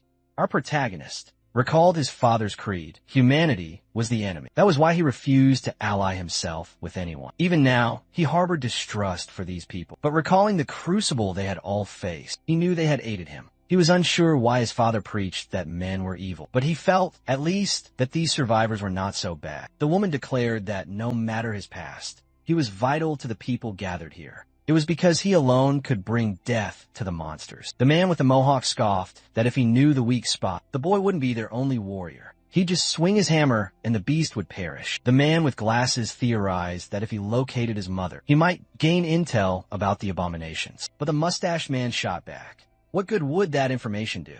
It's not like they would survive any longer. Because of it, their only stroke of fortune was that this sanctuary's entrance was completely hidden. That's why the beasts had yet to find them. One must travel deep into the lightless underground to finally arrive at this location. But that was all. That sliver of luck was their only shield. However, it wasn't impossible for the monsters to discover them again. The Mohawk guy told them to abandon such bleak thoughts, especially since they had abundant provisions, until the crushing realization that all their stored food was destroyed. He wondered if they were confusing the storage area. One survivor confirmed it seemed they were not, while the slacker grabbed a can and wandered away. Later, the group convened at the escalator. Huang announced that they had reached a dire point. They required a party to ascend and gather sustenance. The Mohawk guy immediately stepped forward, declaring he was tired of suffocating in the depths, but all knew his injuries were still fresh. So he must remain. The same order for the glasses guy. The doctor commanded them not to remove their wraps and to rest. He decreed that only someone uninjured could venture out. The lazy one, predictably, had no wish to volunteer. A consensus grew. Leaving the shelter was essentially a death wish. The printer technician also claimed he had no interest. Who was this guy? Wong warned that at this perilous rate, they'd face a crisis, as their food reserves would last but one more week. It was then our protagonist stepped up, declaring he would go. The man instantly expressed his gratitude, stating he felt safer with him on the job. The boy explained he had to ascend regardless, to seek more intel about the photograph. perhaps even find a superior base than this one. He mounted the escalator, stating the crucial reason was that he despised living in underground confines. A voice vowed they would go with him. A girl and another man with glasses, looking ready for death. They offered apologies for not helping before, but insisted this time they wished to be useful. The girl found courage after witnessing his combat prowess, and was certain she could be of assistance. The glasses wearer wanted to embrace the danger too, especially since the boy had risked everything for their sakes. If it were him, he admitted he would have just fled. Wang then questioned if any others would join the cause. His gaze fell upon Haru, who stood silently, but she merely lowered her gaze, and he mused on how difficult her reality must be. The volunteers prepared and called for the protagonist. He showed no sign of enthusiasm. They asked if he was going to get ready. He questioned what the issue was. They wondered if he wasn't taking any equipment, or perhaps donning clothes, not just walking out in his undergarments. That's when the woman from before revealed she had crafted him some garments while he was recovering. He appeared slightly taken aback, and she told him to be grateful, for it was an honor. She may not have the look now, but she was a premier designer before the world fell. Clients would form long lines to wear her creations. Not that it mattered anymore, since her patrons had all vanished. The protagonist then recalled receiving clothes within the basement. He told his father that he'd heard surface dwellers wore a wide variety of different attire. So why was he always in the same grimy, worn-out shirts? His father revealed that was all they possessed. He told the boy not to despair, as he lived the same way. Our protagonist confessed to the woman that wearing varied clothing was one of his dreams. On the surface, thanking her for crafting them for him. She was taken aback, but then a smile graced her lips. She said that now he was garbed in first-class attire. Nothing else in his life would ever compare. Haru approached, about to voice a question, but in that instant his trousers slipped down. She froze solid as he questioned what was wrong. Of course, poor Haru was paralyzed, unable to process, as the others' faces began to burn red. Haru paused for a brief second, glanced down, and then her face turned crimson. She struck him, screaming that he was a degenerate, but the boy simply evaded, asking why. He was facing a sudden, unprovoked assault. Poor Haru stumbled. My goodness, where are you headed, girl? She just careened sideways and collapsed onto the ground. He stood baffled while she was a trembling mess. He demanded to know why she wasn't getting up. She shrieked at him to put on his clothes immediately. He stood there, musing he could truly never understand humans. Oh my! Witnessed the sheer presence of this man, looking like a shinobi from a forgotten clan. Meanwhile, the glasses wearer asked why the beasts attacked this place. The sleepy girl glanced down, noticing people cooking something. She snatched a lighter, claiming it as her own. The protagonist then deduced that might be the very reason. These abominations appeared to be drawn to flame. The two were stunned by this revelation. He warned the girl to be cautious not to ignite it by mistake, lest the monsters descend upon them once more. Haru already held the lighter in her hand, and the girl declared she would entrust this wondrous gift to her. Then she bolted away without warning. A man spoke up, claiming he just recalled something. He asked if Haru wasn't a famed athlete from Gassing High. She questioned how he could know that. He replied that he was sure he had seen her before. He identified her because of her distinct scar. He'd always thought she looked so imposing when she ran. That's when Haru's mind flashed back. The moment she was running and passed by that man, he must have noticed the scar upon her forehead. She clenched her fists and declared, no, that scar wasn't something to admire. It was a constant reminder that she was once a coward. We see a young Haru on her way to school.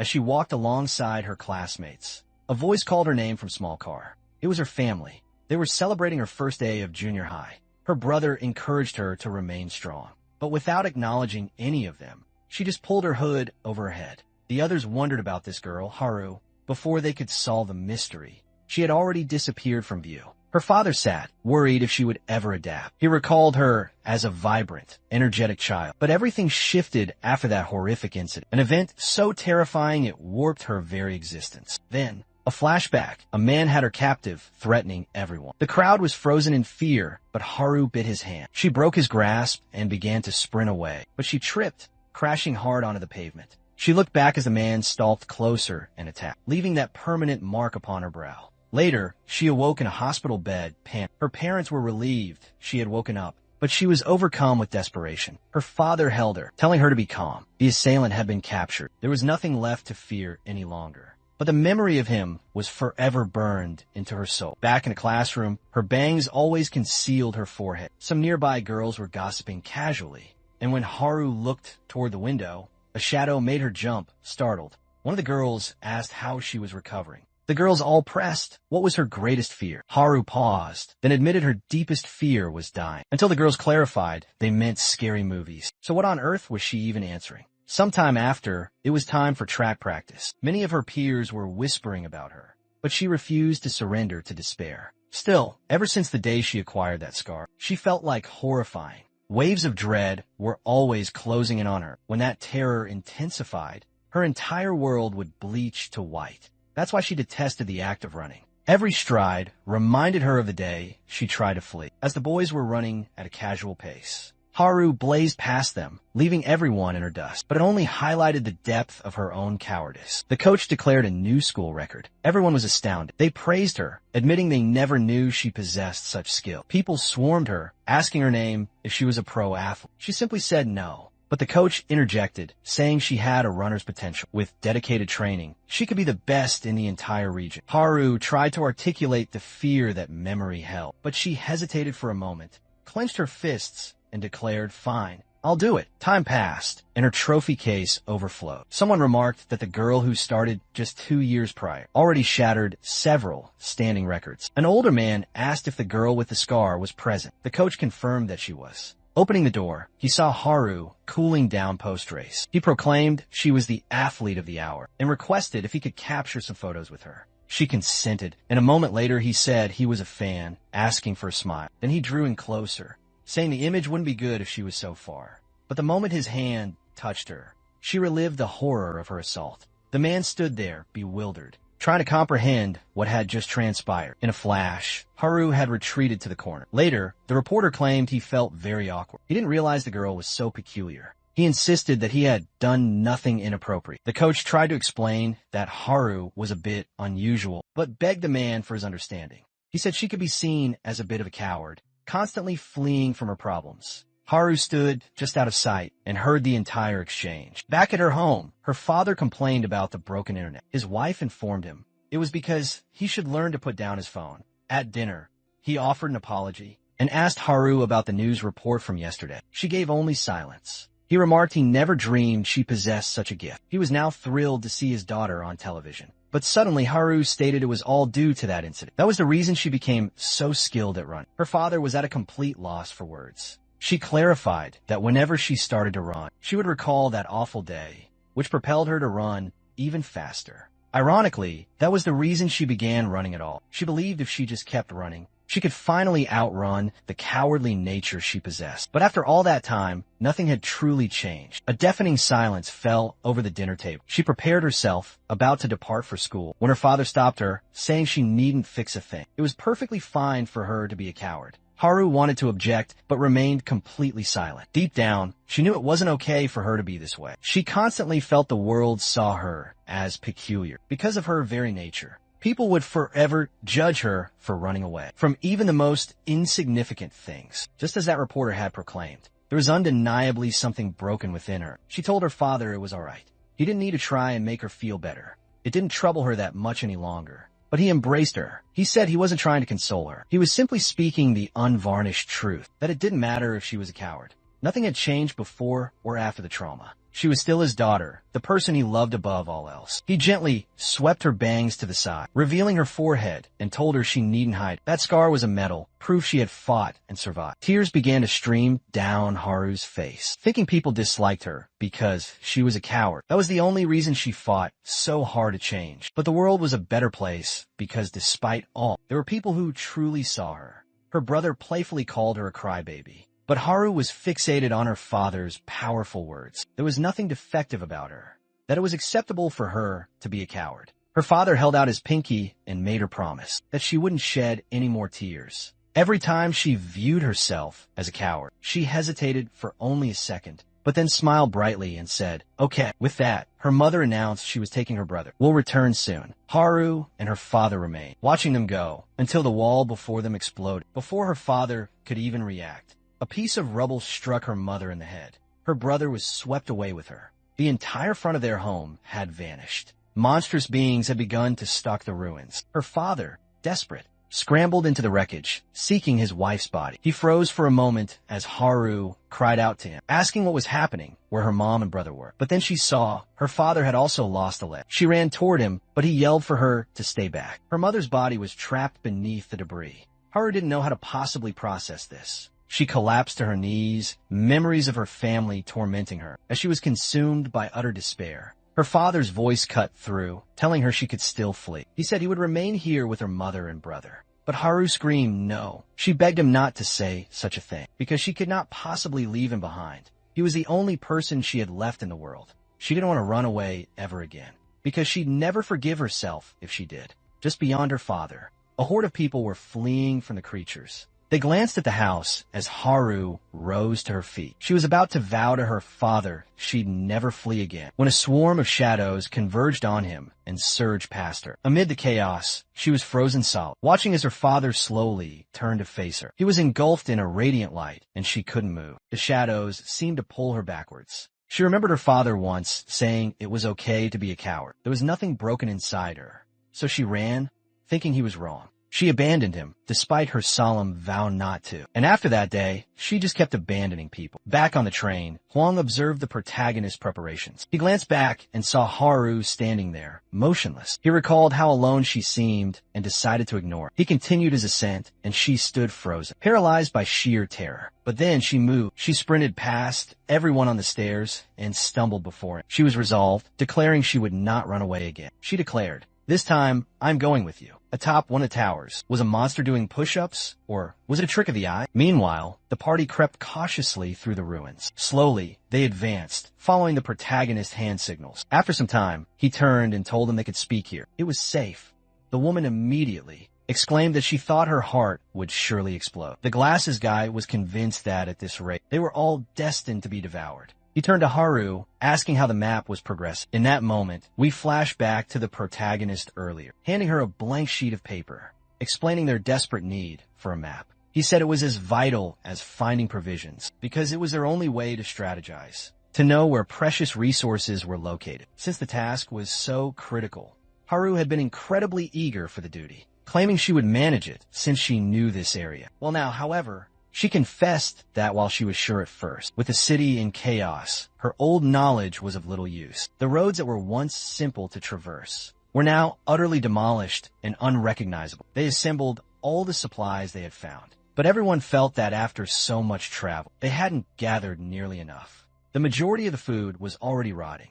It was the middle of a sweltering summer, and the city had been without electricity for 9 days. The glasses guy stated they all knew what must be done. They had to consume the food before it spoiled completely. The woman vehemently disagreed, insisting they return to the base and decide their plan there. But the glasses guy debated her, arguing that it would not be fair for them to only consume what was already ruined. Besides, they were the ones who risked their lives to come here. With monsters lurking everywhere, he said, it would be truly unfair if those who faced the peril did not receive a fitting reward. Still, the woman continued to protest, saying the others at the base awaited their return. Then, they heard the sound of chewing. The protagonist was calmly devouring the food, remarking it was absolutely delicious, of course. The others immediately began eating as well. The woman, left with absolutely no alternative, begrudgingly partook.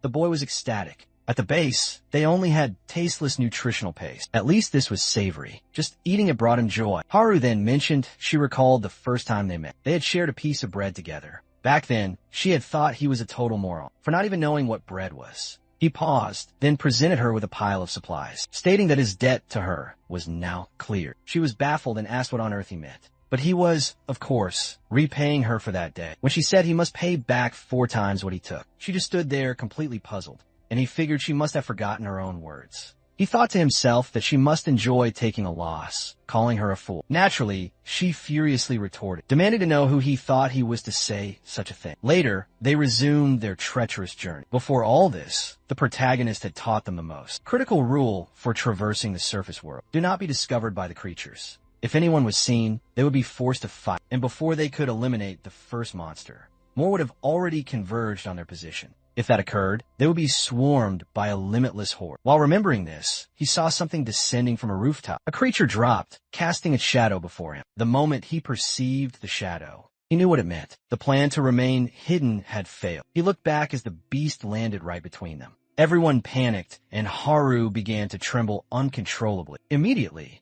he gave the command, "Scatter and run for your lives." Haru was the first to bolt, fleeing from the scene. This was his strategy to maximize the chance that at least one of them would survive. But then suddenly, a hand seized her. He grabbed her arm tightly, commanding her to wait. He studied the creature.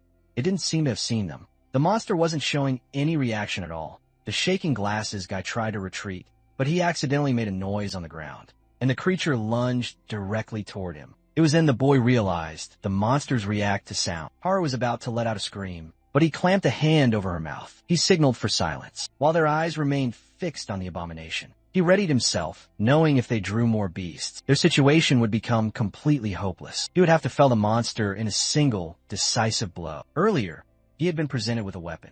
It was from the mustached man, who had claimed no intention of joining them on the surface. But that didn't mean he would stand by idly, while they risked their lives for provisions. The protagonist asked what it was. The man revealed a hammer. He explained he had forged it after witnessing his combat. It was a weapon crafted to strike at the weak points, armed with 2 colossal needles. The protagonist remained perfectly still, observing the creature.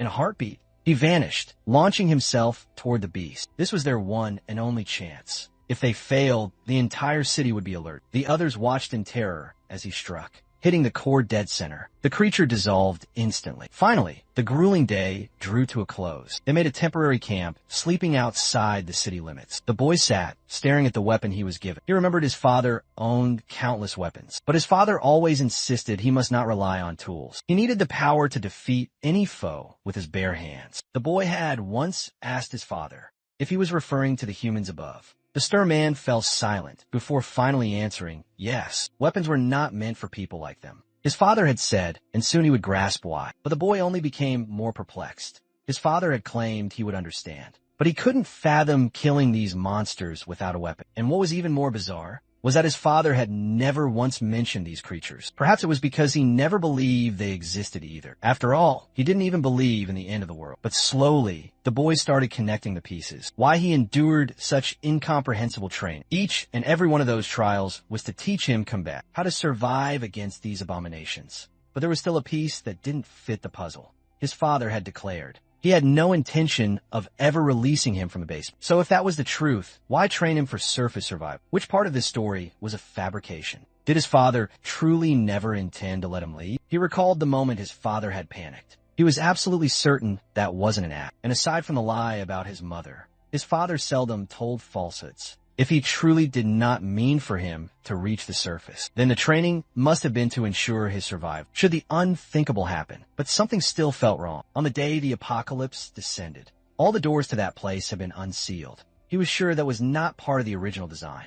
Yet he knew that if he had remained there, he would have perished in a monster swarm that invaded. What he couldn't comprehend was why so many beasts had converged on that location. And more importantly, how could his father have known the apocalypse was imminent? As he stared intently at the monster's core, the glasses guy asked what that indestructible object was. He tossed it to the woman, asking if she could identify it, but she shrieked and said it was repulsive. Hurling it back, the core rolled toward the protagonist, who gently stopped it with a single finger. The energy within seemed to react to his touch, flowing into the core before it dropped to the ground once more. It rolled to his side. The glasses guy asked what just transpired. The protagonist looked completely baffled. He picked it up and began to inspect it. Someone else suggested it was best for them all to sleep, as the next day would be long and arduous. As he looked down again at the core, it crumbled to dust in his hand. Haru lay nearby, her silence profound. She was consumed by the fact she tried to flee once again, despite having sworn to herself she wouldn't.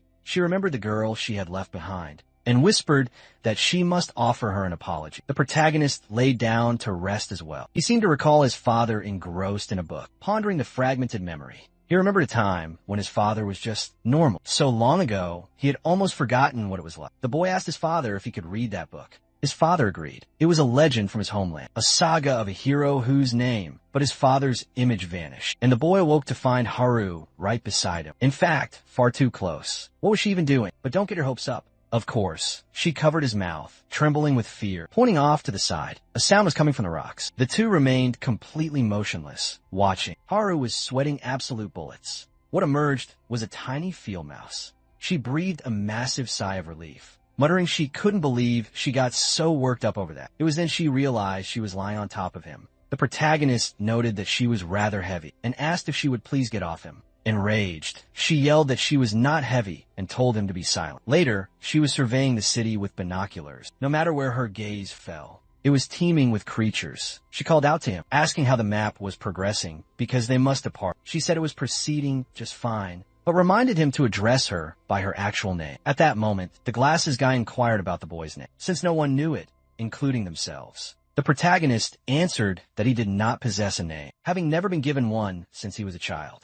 The woman asked if they should just keep calling him you, or perhaps they could bestow a name upon him now. He seemed perplexed, asking if they were going to name it. Haru suggested the name Stupid, because it would be quite simple to remember. Caught by surprise, the protagonist had no idea what name he wanted. He had never once considered it before this. Then he recalled the exchange with his father and the book. Finally, he declared they could call him Blue.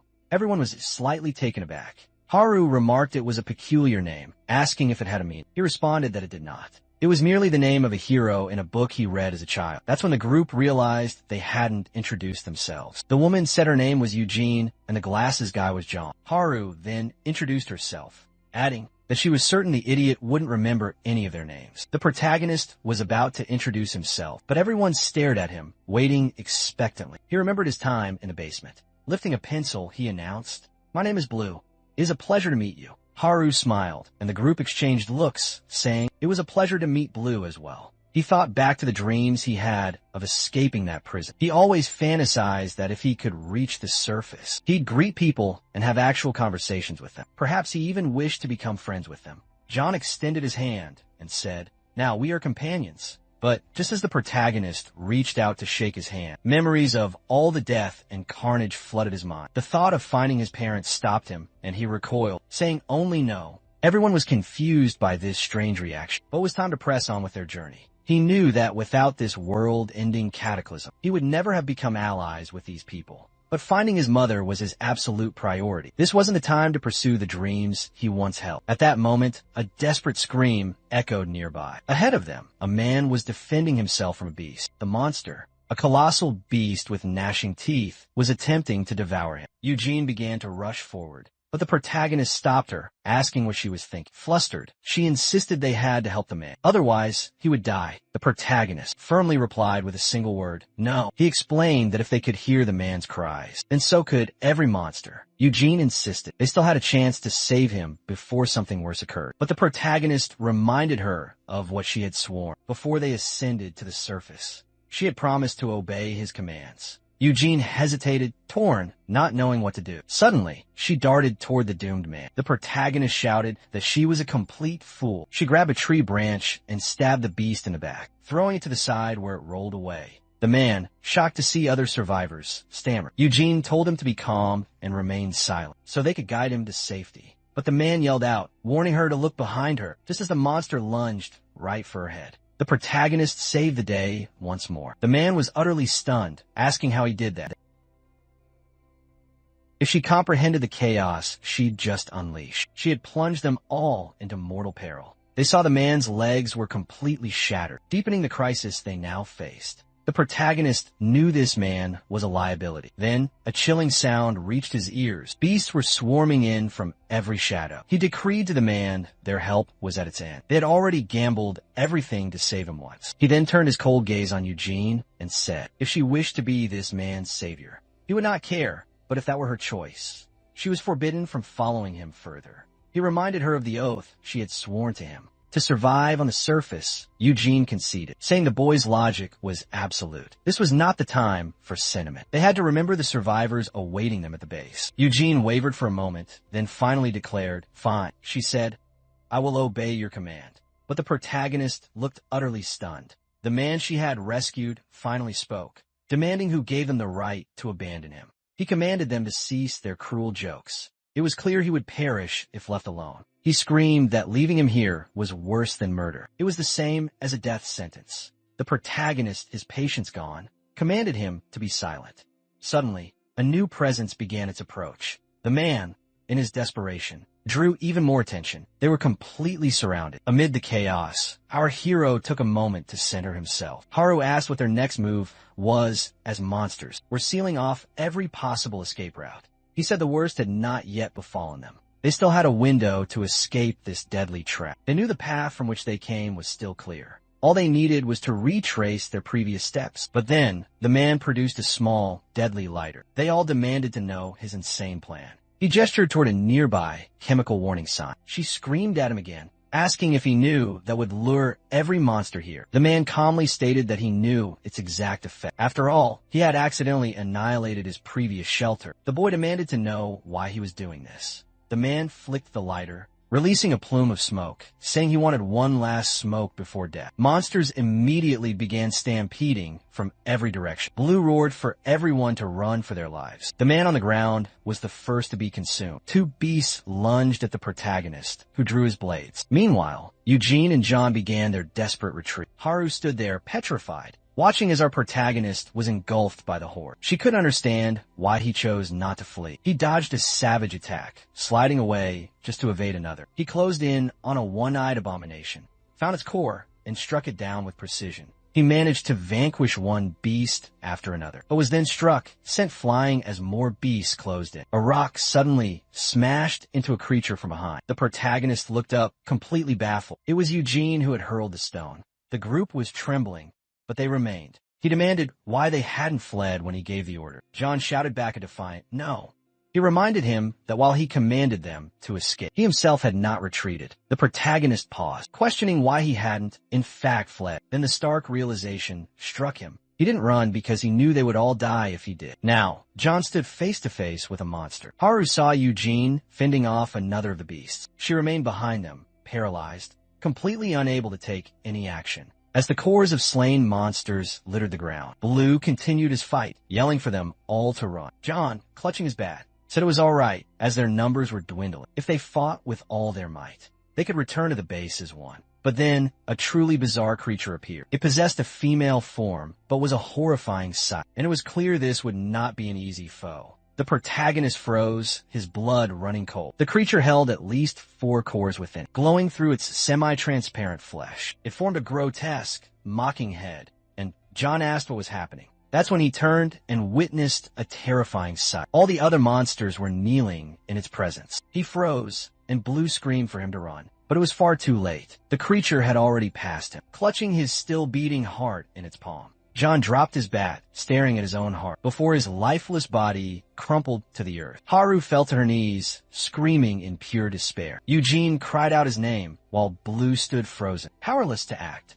He clenched his fists, grabbed his weapon, and charged the abomination. But it merely lifted a single finger, and shattered his weapon with a casual tap. Before he could even react, it flicked him away, sending him tumbling violently across the ground. As he fought to regain his footing, coughing up blood, he clutched his chest. Several of his ribs were already shattered. The creature then crushed John's heart in its hand. The splattered blood formed a new crimson tentacle on its body. It pointed at Blue, and the other monsters began their charge, still prone on the ground. He could only watch as Eugene and Haru stood paralyzed. He managed to rise and roared for them to run now. Slowly, he stumbled toward the beasts as Haru trembled with terror. Her heart felt like it was about to detonate, but she knew she could not flee again. If she ran now, she would abandon her precious comrades once more. She dropped her pack and charged toward the monsters. The protagonist was barely conscious when he was shoved aside. Opening his eyes, he saw Eugene had been impaled through the stomach. Though her actions had caused this disaster,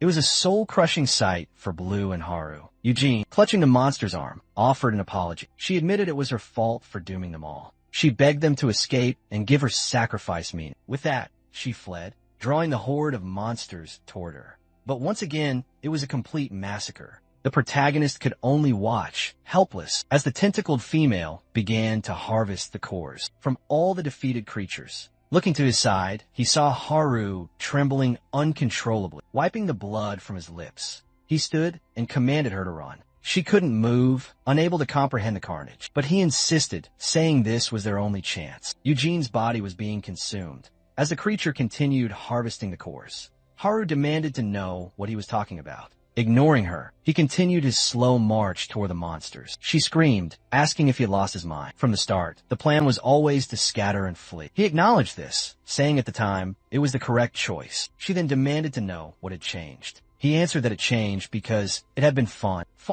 to be on the surface with them, to share food and laughter together. It had been good to learn each other's names, to connect with every moment that passed. He understood that the dreams he had in that dark basement were even greater than he had ever imagined. But all of that vanished when people died. When someone dies, you can no longer speak, share names, or forge any bonds. He remembered John offering his hand in friendship and how that would now never come past. He recalled his time in the basement when a woman asked if he'd ever felt the sorrow of losing someone. At the time, he didn't grasp what she meant. But now he was beginning to understand. That's why he needed Haru to run. He did not want to witness anyone else die. Standing there, Haru stared at his back. The bodies of Eugene and John lay in pools of their own blood. She dropped the wooden weapon she was clutching and began to break down all over again. She was trapped in the same nightmare. Shadows of monsters surged past her, just like the day she had abandoned her father. And just like that day, Blue turned and told her to flee. She asked herself why. Why do they say the same thing? She screamed, "No." She had sworn she wouldn't run away alone again. She didn't want to continue living, forever tormented by the ghost of that moment, the moment she left her father to die. She was horrified just remembering the look in his eyes. Her father had been the only one who ever truly saw her, telling her it was okay to be a coward. That was never her fault, but she had abandoned him regardless. That is why she was so terrified. She was consumed by an endless fear, afraid her father might have despised her in his final moments. The protagonist laughed and said he knew it. She was the kind of person who enjoyed taking a loss. Haru stood frozen as shadows rushed past her, and the protagonist offered a small smile, just like her father once had. And it was then she understood. Even in his last moments, she was certain her father still cherished her. She remembered when he offered his pinky and told her, "You won't cry anymore when you feel like a coward." She held out her own pinky, saying she understood. They locked pinkies, and she was swallowed by the shadows. Blue stood unmoving within the encroaching darkness. Haru asked, "Didn't I make myself clear?" But he insisted again, commanding her to retreat, reminding her of his warning.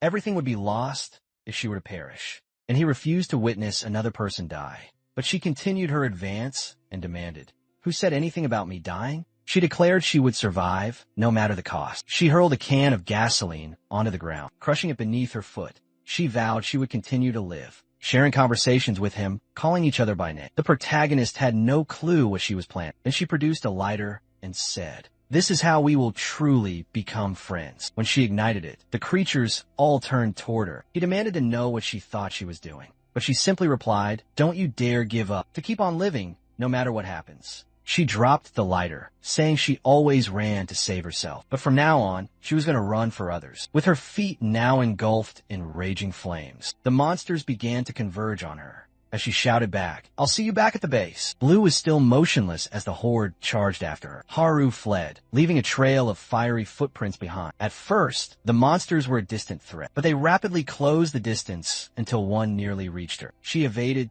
the initial assault, slid out of the way, flipped over another, and began to scale a large rock. She reached the summit, but more beasts were waiting below. With no other path, she leaped from the top of the cliff. She was practically flying now. That's when a monstrous female began to move toward her. But Blue stepped directly into her path, asking, "And just where do you think you're going?" He told her, "Your true opponent is me." The two stood, locked in a deadly standoff. Despite his bold words, Blue knew her immense power. This foe was unlike anything he'd ever encountered. He could feel the raw energy pouring from her cores, teeming with a life force stronger than any other beast. Still coughing up blood, he had no idea how he could win. He saw one intact stake on the ground and sprinted for it, but she kicked it away before he could get to it. The impact sent agony shooting through his body as she stomped on the ground, sending him flying. He realized she was guarding the weapon, proving she possessed intelligence. She knew it was too dangerous for him to possess it. Without it, he could not strike her vital points. It was then he recalled his father's cryptic words. "Weapons are a crutch for those like us.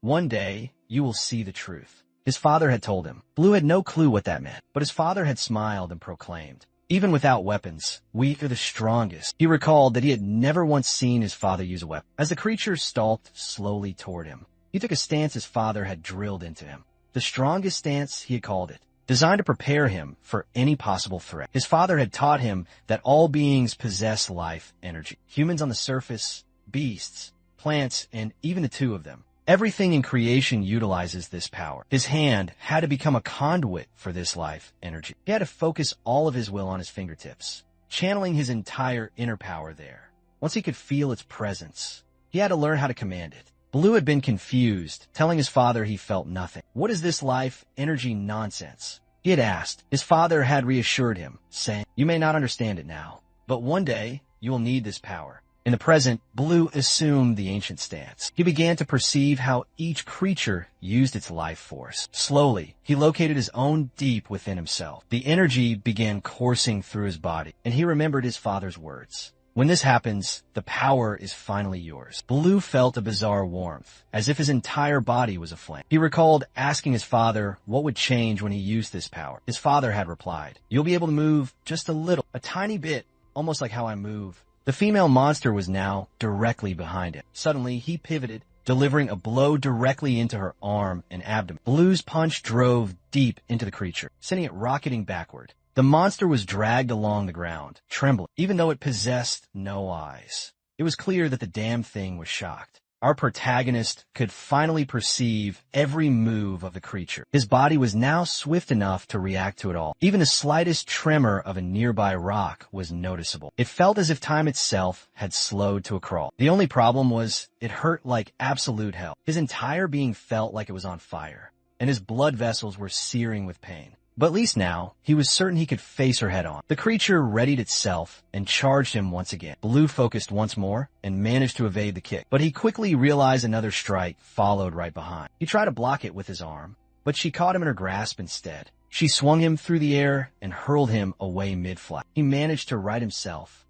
but she still caught him in time to land another kick. He was launched backward, and as he hit the ground, she advanced on him again. He dodged the first blow, the second, and a lightning-fast flurry of punches. He noticed her leg was exposed and went for a kick to her heel, knocking her completely off balance. This created an opening to land a punch right into her ribs, dragging her entire body across the ground. Once more, the female monster was thrown far away. He wondered if this was enough to cause any real damage. The monster paused for a brief moment, staring at him. It placed its hands over its abdomen. It was then he realized she was protecting her weak points. Now he knew this power was not enough. He needed even more strength to pierce her core. At least now, he understood how to obtain it. He raised his arm again, telling himself he needed more. His body continued to burn as he pushed for even more power. Remembering John's and Eugene's brutal deaths, he knew this was not enough. He needed more power.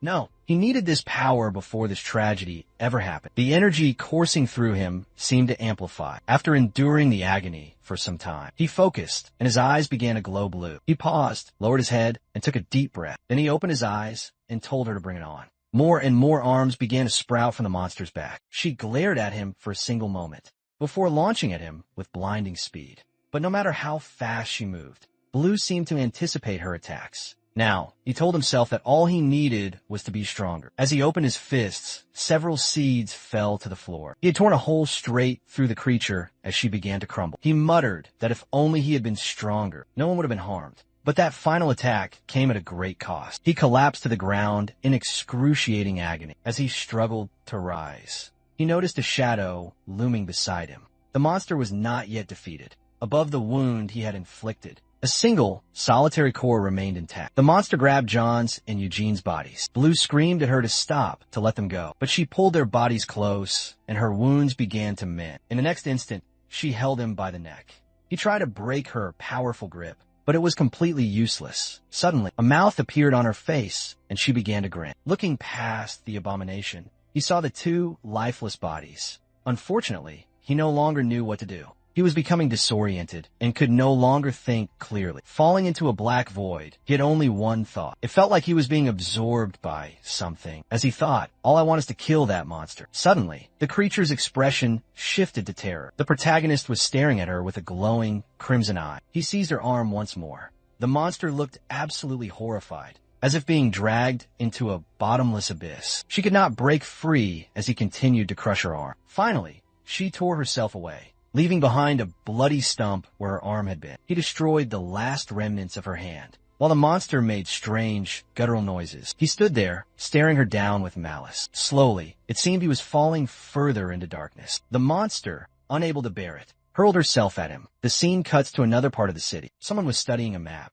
saying they had nearly reached the marked coordinates. It was the group from the subway, and the Mohawk guy asked if they were certain because at this rate, the sun would be setting very soon. That's when the lazy girl called out to the group, saying she had found the boy. The glasses guy carried him, thankful that he was still alive. Unfortunately, Blue remained unconscious. But then the Mohawk guy asked what had happened here. Looking ahead, they saw a colossal crater before them. Later, on their journey back, the Mohawk guy told the lazy girl to ditch some of the bags. She refused, claiming she would eat a ton as soon as they returned. He offered to carry some for her, but as soon as he lifted them, he tossed them aside. She demanded to know what he was doing, and he told her she didn't need to thank him. The glasses guy commanded everyone to be quiet, otherwise they would all be caught. It was then our protagonist began to stir, trying to determine where he was. Seeing the man holding the map, he understood instantly. At least she had survived. The man then asked Blue what had occurred. They had found his body in the middle of total devastation. Blue explained that the monster had seized him, and he had no memory of what happened after that.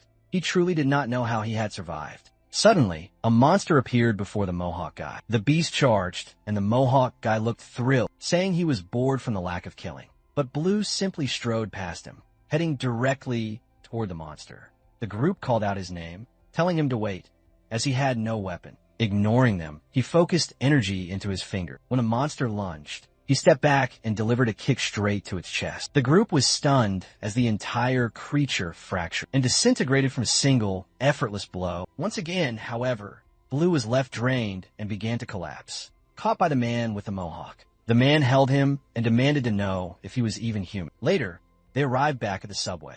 Wong was carrying some heavy crates, asking if there were any new signals on the radio. The mustache man sighed, calling it a total failure. Despite all the work he poured into fixing it, every single channel was completely dead. All they could possibly do now was hope that the government, or perhaps the military, would make some sort of broadcast. Huang set the crate down, his worry palpable, mentioning how long it was taking for the party to return. Haru was nearby, her feet burned, unable to find sleep, as she waited for Blue's return. The mustache man's expression suddenly changed as he said, "They've finally come back." Haru looked up and immediately saw the boy. He was with the other survivors from his party. The moment she saw him, she ran and embraced him tightly. Blue could hardly keep his eyes open, but she thanked the heavens he was still alive. Even though she had been forced to run, he had managed to survive. The rest of the group collapsed, exhausted, but they had returned with vital supplies. The first expedition had yielded 7 days of rations and some crucial medicine. The others were conflicted. The Mohawk guy had carried back the bodies of Eugene and John. Considering it took 2 sacrifices to get these supplies, it had not been a successful venture. Later, when Blue awoke, Haru asked if he was all right. He smiled and said he was fine and that he'd had a strange dream. A dream where someone gave him a comforting hug. She let out a laugh, saying it was just a silly dream. Then he saw her burned feet. Haru brushed it off, saying he was in much worse shape. She added he would be fully healed in just a few days, joking he might actually be a monster himself. He chuckled, saying he just healed exceptionally fast. The two shared a smile like complete fools. Haru then noted he was the total opposite of her. While she always fled, he always made the choice to fight. Even back then, she had wanted to reject her cowardice and her wish to hide. But now, she decided she would accept it. Even though she was a coward, she would fight just like him. She knew she couldn't change overnight, but at least she would try her best. That's when the little girl appeared right before her. Haru, her voice trembling with emotion, called out her name and offered a sincere apology. She confessed she had wanted to abandon her that day. She had acted without any thought. The girl held out her small hand. Haru asked what it was, and the girl said it was a hairpin. It was a gift because she thought Haru couldn't see well, with her face always covered by her hair. Haru was completely flustered, unsure how to respond since she had left the girl behind. But the girl said it was okay. She had another hairpin. Haru stopped and smiled warmly at the girl, who then looked surprised, commenting on her forehead. Haru replied, "Yes, this is proof that I fought." Blue stood nearby, silently witnessing the entire exchange. Haru asked the girl if the hairpin suited her, and the girl said, "Yes." amid all the sudden loss and the crushing guilt they all carried. They had somehow discovered a faint glimmer of hope. Haru noticed a strange, blonde strand of hair on Blue's head. It was then the radio began to crackle to life. The sound was awful, but a voice asked if they could hear it. The voice said to lower the volume and began a 3-second count. Once the count was done, he asked if the signal was clear. Everyone gathered around the radio to listen. The voice said he would get straight to the point. He claimed he had been ready for the apocalypse because he knew it was going to happen. This left Blue completely stunned. The man on the radio said whether they believed him was entirely up to them. He introduced himself as List and said he wanted to offer words of hope to all survivors. He knew how hard it was to survive with no resources. That's why he wanted to make a proposal to everyone still alive. The plan was for them to share their locations with each other. If humanity hoped to survive these monsters, they had no choice but to unite. And the only way to do that was by sharing their locations. But how could they possibly manage something like that? Of course, List expected no one would be foolish enough to light a bonfire and attract all the creatures. He instructed everyone to use flashlights for illumination, as the monsters were not drawn to artificial light. At the stroke of midnight, everyone was to go to their rooftops. By midnight, they were all in position. The first light appeared, and Haru was awestruck. All across the city, lights began to shine. It was then they understood there were still so many people out there. They were not the only ones who had made it.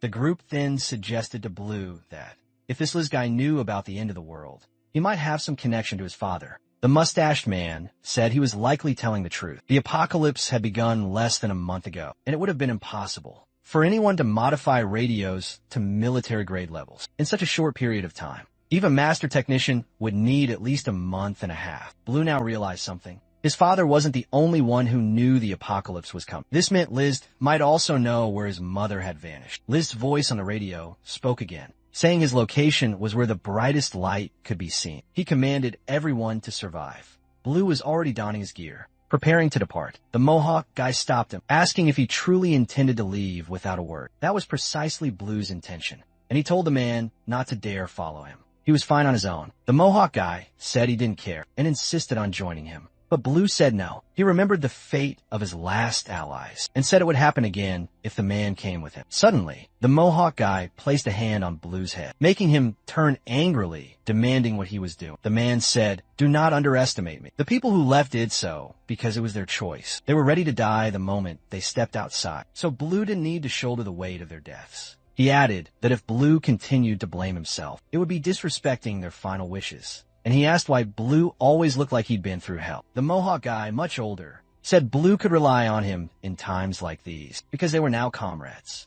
Or better yet, he could just call him Hyung. Blue replied that he didn't care if the man followed him and jokingly called him Chicken Head. The man protested, saying it was not a chicken head. It was a cool mohawk.